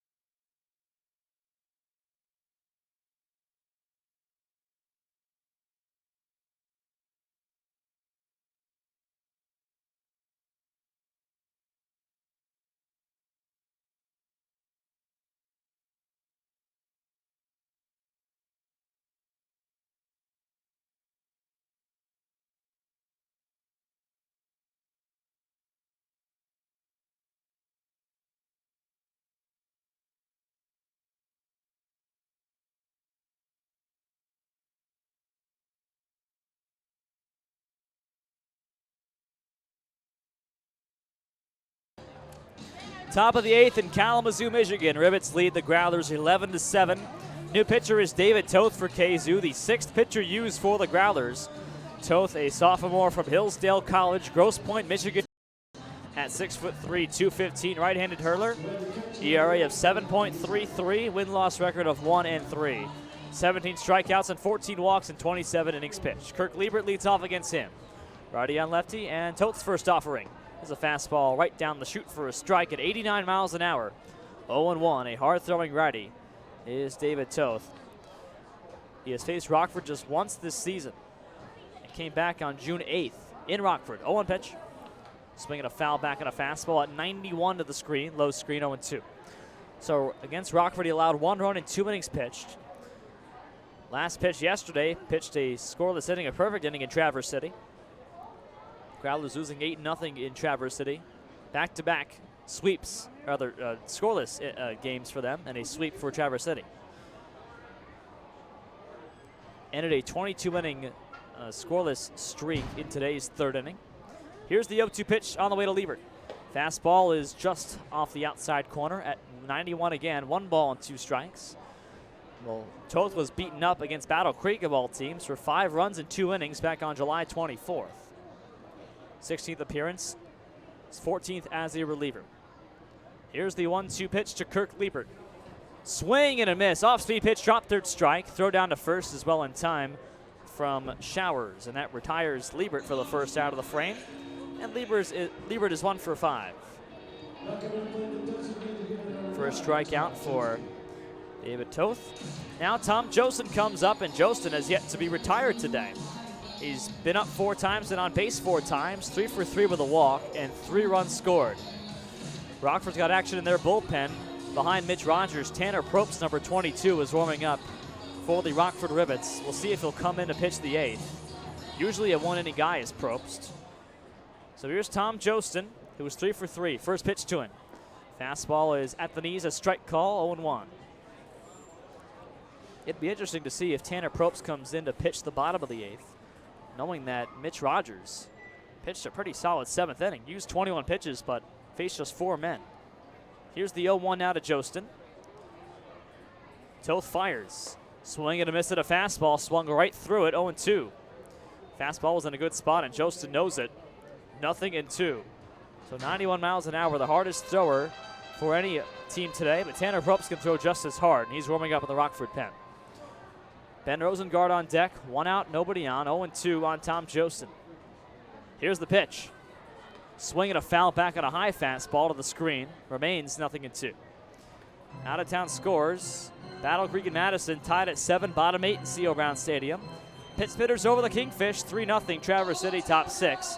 Fond du Lac leads Kokomo 6-4 in the bottom of the 9th at Kokomo Municipal Stadium. No balls, 2 strikes. Rockford leads Kalamazoo 11-7 here, top of the 8th. Rivets Tom Jostin with an 0-2 count and 1 away. David Toth's pitch.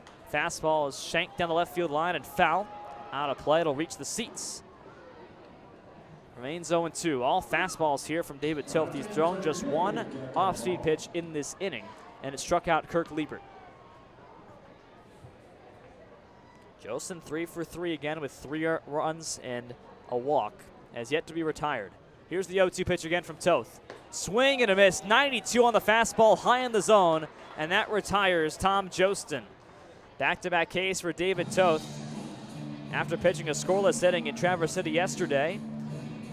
2 up, 2 down against him. Not a big strikeout guy either is Toth. His high for a game is 4, and it happened in a 4-inning start against Kokomo on July 5th. Now the batter is Ben Rosengard with 2 out, nobody out of the 8th. Rosengard fly to left his last time. He's 2 for 3 on the day with 2 runs scored and an RBI. Came in relief of Cory Wright after 1 at-bat. First pitch is an off-speed pitch for ball 1. Anthony Fumagalli waits on deck, the owner of 6 RBIs. Ben Rosengard with a 1-0 count and 2 out. 11-7 Rivets top 8. Here's the pitch on 1-0. Fastball swing and a miss right through it. 1-1. Not often Rockford sees such a hard-throwing reliever. It's usually the Rivets with those hard throwers. You've seen Burnett. Probst is warming up. 1 ball, 1 strike to Rosengard. Fastball's lined foul behind the screen. Reaches the seats in front of us. 1 ball and 2 strikes with 2 out.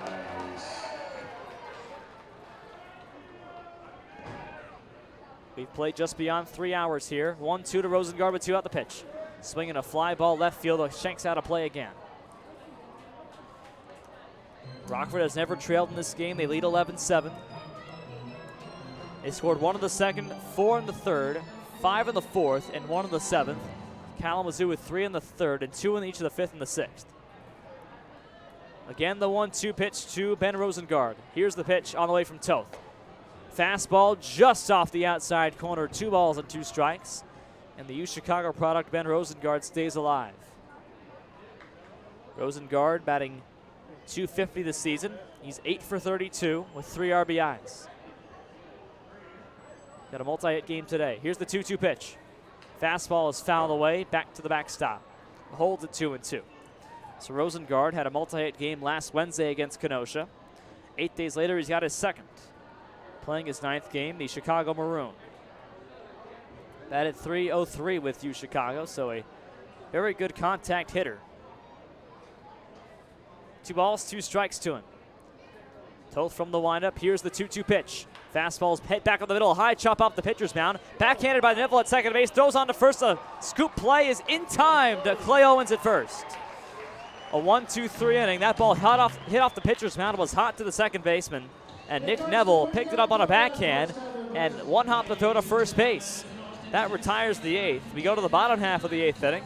Rockford leads Kalamazoo 11-7.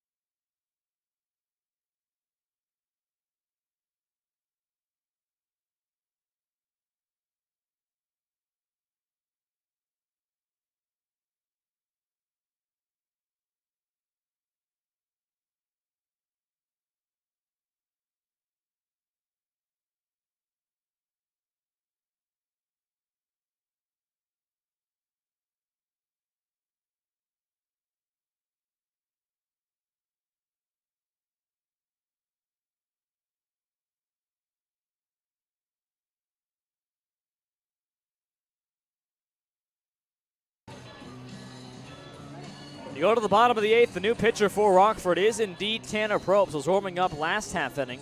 So Probst replaces Mitch Rogers, who pitched just 1 inning of play and only faced 4 batters. But through 21 pitches, allowed a leadoff base hit and retired the next 3 on some very long at-bats. So Probst with an ERA of 3.60, win-loss record of 0-2. 20th appearance on the mound, facing Nick Neville, Clay Owens, and Jimmy Sullivan. So a lefty facing 3 lefties. First pitch from Probst. And a slider misses low and away, ball 1. Probst uses 2 pitches, a fastball at around 90-91 and a slider at about 82-83. Nick Neville is 0 for 2. A couple of, rather, ground out, a fly out, a sac bunt, and a walk. Here's the 1-0 pitch. Fastball grounded foul, first base side at 92. The count 1 ball and 1 strike. So maybe Tanner Probst coming in to face the 3 lefties. That's the decision from Josh Kine, because Mitch Rogers certainly could have gone more than the 1 frame. I wonder if Rockford will have someone else throw the 9th inning. 1-1 the count to Nick Neville. 11-7 Rockford, bottom 8. Here's the pitch. Slider is a check swing on a ball low and outside. 2 balls and a strike to Neville.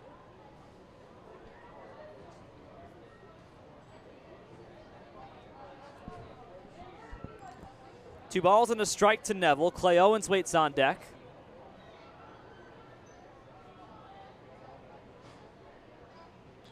Tanner holds at the belt. Here's the 2-1 pitch. Fastball's lined back to the plexiglass. 2-2 and 93 on that pitch. Hardest we've seen Probst throw of this season is 93, so that'll be the top of his range. Out of Delta State in Cleveland, Mississippi. Native of Madison, Mississippi, not far from Jackson. Has a very big southern drawl, which I've enjoyed hearing all season. 2 balls, 2 strikes to Nick Neville. Probst holds at the belt again. Here's the 2-2 pitch. Slider is looped into left center field. Hard charge and a diving attempt and a catch made by the shortstop Durbin. Caleb Durbin makes the catch. Going full Kevin Pillar, just like as if there's a cape on his back. Just diving straight back in shallow left field to make the play. The only one who had a shot at that looper to left center field, and Nick Neville is retired for out number 1. What a catch by Caleb Durbin behind shortstop. That ball is not caught about 90% of the time, I can guarantee you that. Into no man's land. First pitch to Clay Owens now from Probst. Fastball is low for ball 1, hops off the catcher Liebert's chest protector. And that was a gem defensively for Caleb Durbin at shortstop. One of the newcomers for the Rockford Rivets, just diving out in left center field to haul that one in. The only one about a chance on a ball that 3 guys triangulated upon. Durbin just said, I've got this, and he did. Here's the 1-0 pitch to Clay Owens. Slider is outside the zone, 2-0. That ball would have gone for a base hit. Wouldn't have been an error, so that's how tough of a play it was. But Nick Neville is retired on a fly out to the shortstop. That was a lot more than just an F6. 2-0 to Clay Owens. Here's the pitch. Slider is in there for a strike. It started front door and went straight over the middle. 2 balls and 1 strike.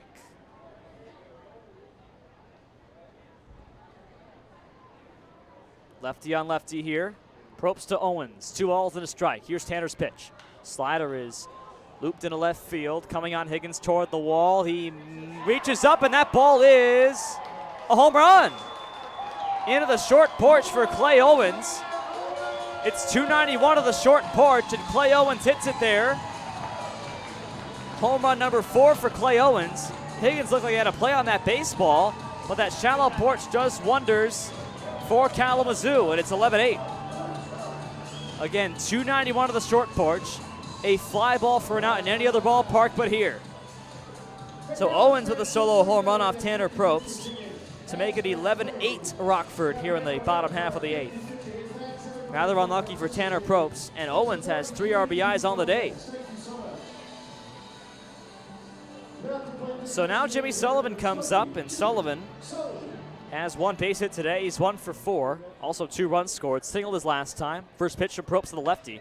Slider is hit to left field, down in front of Higgins for a base hit. So 2 hits in a row for this Kalamazoo offense. And Joe Stewart comes up to the plate with 1 on and 1 out off Tanner Probst. So a home run for Clay Owens to the shortest part of the ballpark. 291, again, 291 home run distance there.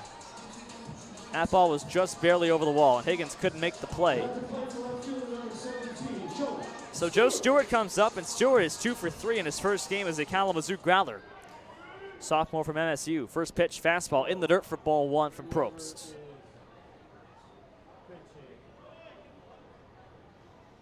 So Joe Stewart has 2 singles, a double play, and a hit by pitch. Also scored a run back in the 5th. Singled back in the 6th his last time. Here's the 1-0 pitch from Probst. Fastball is off the plate to the outside, 2-0. Tying run is on deck. Sullivan at first with 1 out, 2-0 on Joe Stewart, the Michigan State Spartan. Here's the pitch. Fastball is on the outer edge. Strike 1 call from Carson Nato at home plate, 2-1.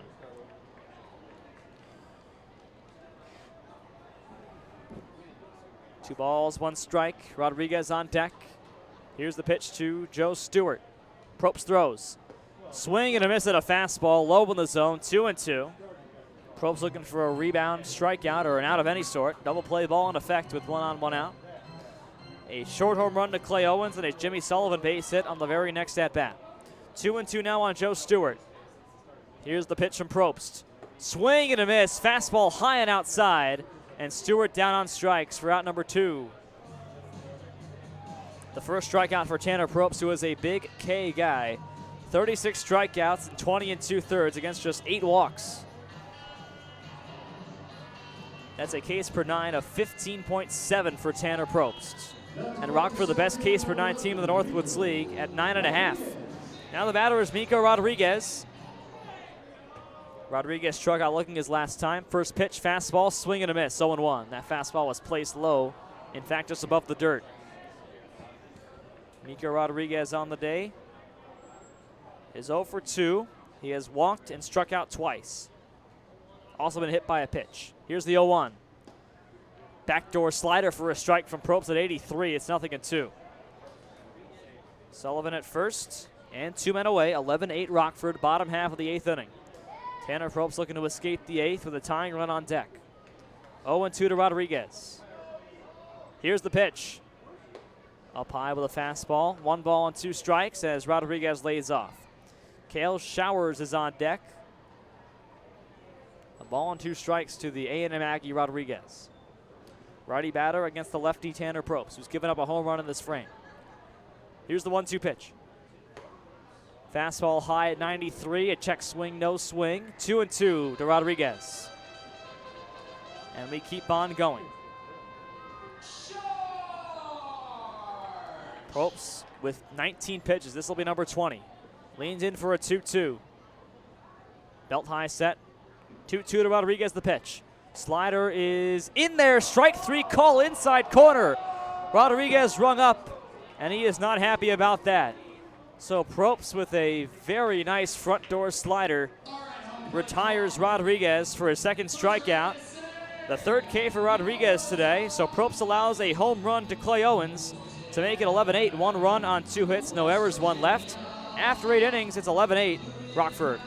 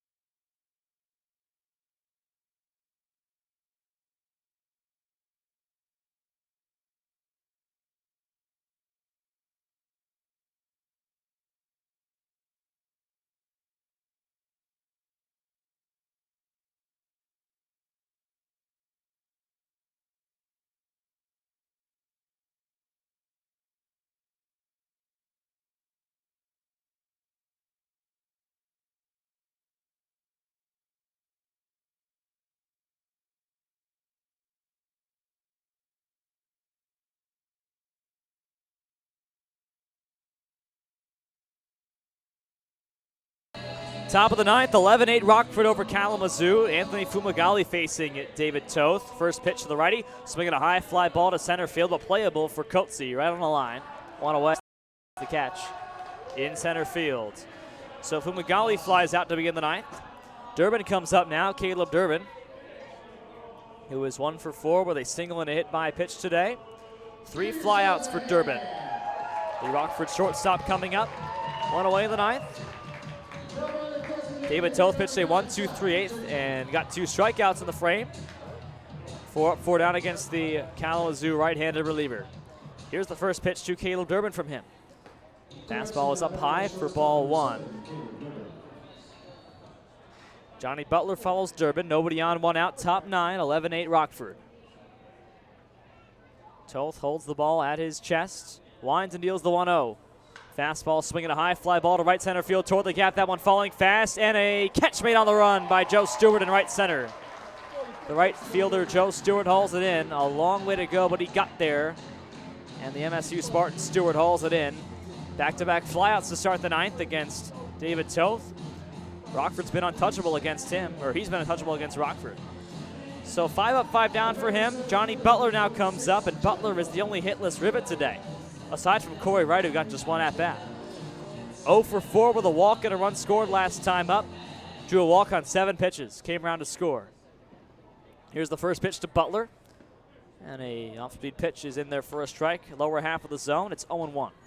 So Tanner Probst will come out for the ninth to complete the save. He worked himself into a save situation, allowing a home run to Clay Owens last half inning. Here's the 0-1 to Butler. David Toth along looking at home plate. And let's go the 0-1 pitch. Slider low, 1-1. So Probst going for the save in the bottom half of the ninth. The most effective reliever right now is Mitch Rogers for Rockford. He would get the win for the Rivets. Burnett got the start, went just 3 innings. 1 ball, 1 strike on Butler, who calls time.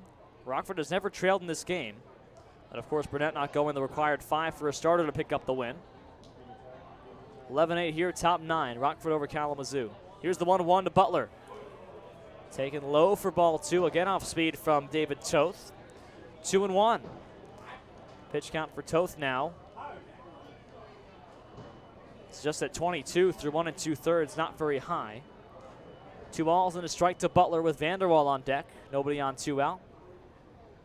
And Toth winds and fires. Fastball, check swing. It's in there for a strike, 2-2. Right at the belt. 2 balls and 2 strikes. So Tanner Probst used 20 pitches in the 8th. Mitch Rogers 21 in the 7th. 2-2 to Butler. Here's the pitch from Toth. Swinging a ball, hit to left field, past the line and past everybody, out of play to the seats. First row of the bleachers. A throng of kids look to retrieve that foul ball in front of the bleachers, and they do. 2-2 on Butler again, righty on lefty.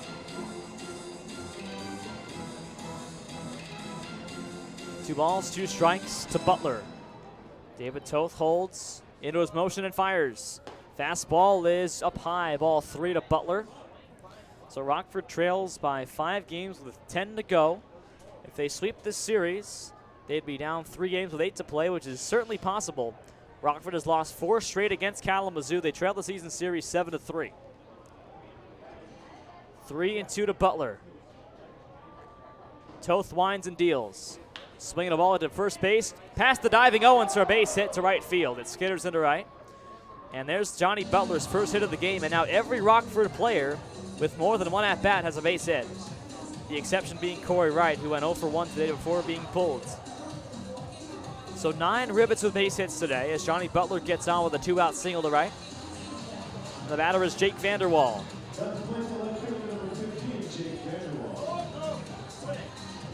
Vanderwall on the day is 1 for 4.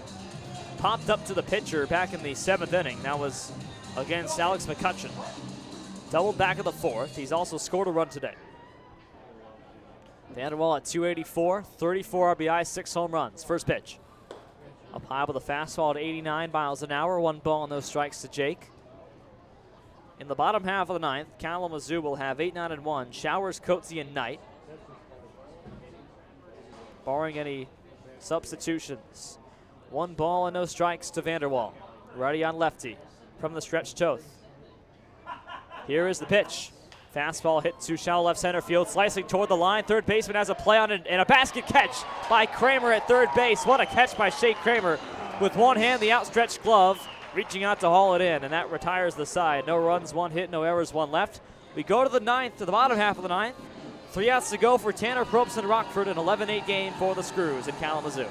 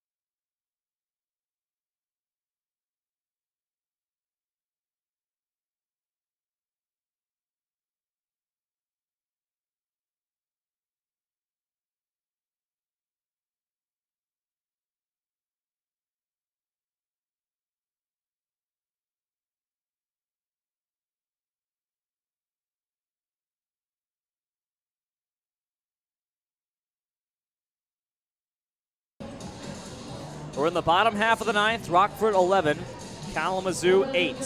Homer Striker Field, Kalamazoo, Michigan. There's a pinch hitter for Kalamazoo. Jake Topolsky, number 15, is pinch hitting in the catching position for Kale Showers. So a catcher pinch hitting for a catcher, or excuse me, infielder for catcher, Jake Topolsky. Righty batter against the lefty Tanner Probst. So Showers out of the game. Topolsky from Duke, from New Jersey. First pitch is up high with a fastball from Probst, 1-0. So Topolsky batting .248 with 3 home runs, 16 RBIs. The freshman from Duke, Mount Laurel, New Jersey native.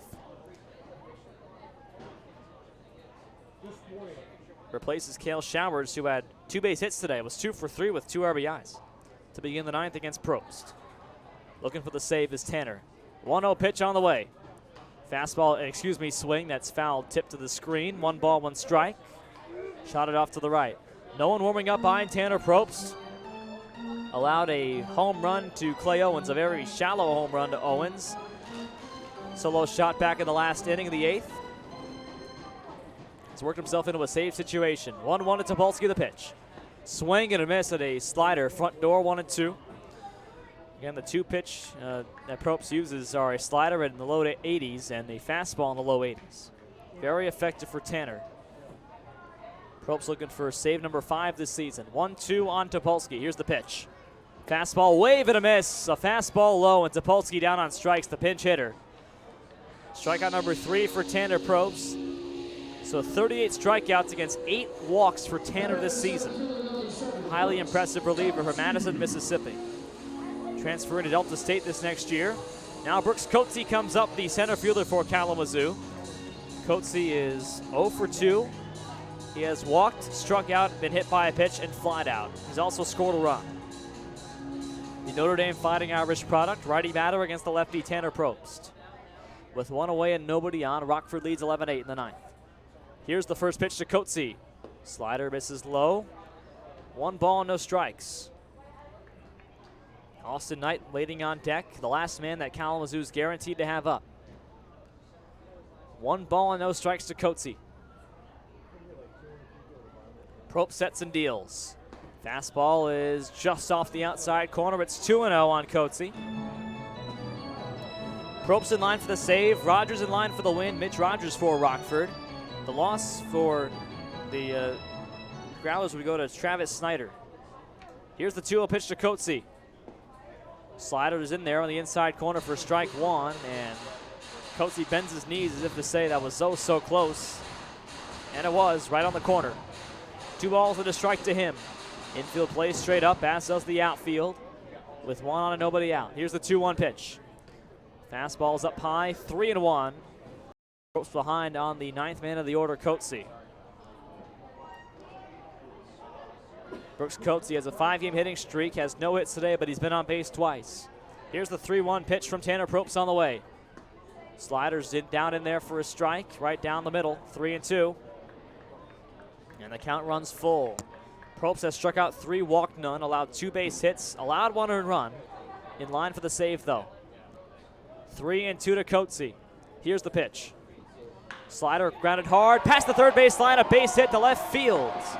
Around first base, Coatsy gets for second. Ball dug out of the corner by Higgins. Coatsy up standing at second base with a 1-out double. So Coatsy pulled it just down the third base line and a roll toward the corner for a 1-out double. So 3 hits against Tanner Probst. Now the batter is Austin Knight with 1 away. And the tying run is on deck once again for Kazoo. They've been within 2 runs today after Rockford took a 5-0 lead. Kalamazoo made it 5-3. Rockford made it 10-3. Then the Growlers pulled it within 10-7. Now it's 11-8 Rockford. Coatsy at second for Austin Knight. Knight is 2 for 5 today with an RBI. Righty batter, first pitch to Knight. Fastball's thrown away. 1 ball, no strikes. Knight has singled, doubled, lined out to left, struck out, and flied to center. Another multi-hit guy for Kalamazoo. 30 combined hits, 19 combined runs today. 1 ball, no strikes to Knight. Rockford looking to hang on. 1-0 from Probst. He sets, looks back at second twice, and throws the pitch. Fastball swing and a miss, up and away in the zone, 1-1. 11 runs, 16 hits for Rockford, no errors. For Kalamazoo, 8 runs, 14 hits, and 2 errors. Growlers have left a total of 11 on base. Rockford has stranded 10. 1 ball, 1 strike tonight, with 1 away in the 9th. Probst's pitch. Swing and a ball hit back up the middle. Probst has it, shallow first base side, throws on to first, slings it for the out on a sidearm play.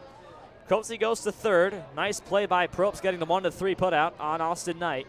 And Rockford has the Growlers down to their final out, and the batter is Shea Kramer.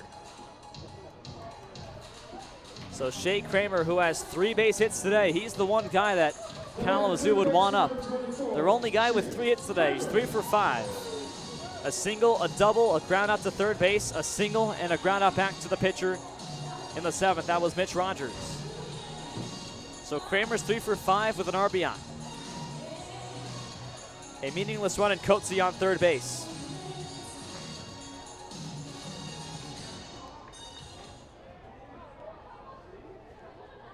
Probst holds at the belt. First pitch to Kramer with 2 outs. Sliders up high, ball 1. 1 ball, no strikes. Nick Neville would be next for the Kalamazoo Growlers if Kramer cannot reach, and he's been on base 3 times today, 3 base hits.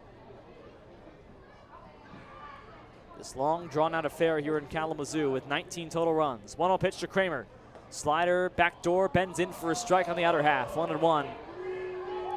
Carson Nadeau, another borderline call. He's had a very erratic strike zone today, and it only continues here in the 9th. 1-1 now to Shea Kramer. Probst leans in for the sign. 1-1 pitch, he throws. Swinging a high fly ball to left, right at Higgins on a line drive. He makes the catch at his chest, and that retires the side and wins the ball game for Rockford. 2 straight wins for the Rockford Rivets. They take game 1 of this must-sweep series, an 11-8 final score.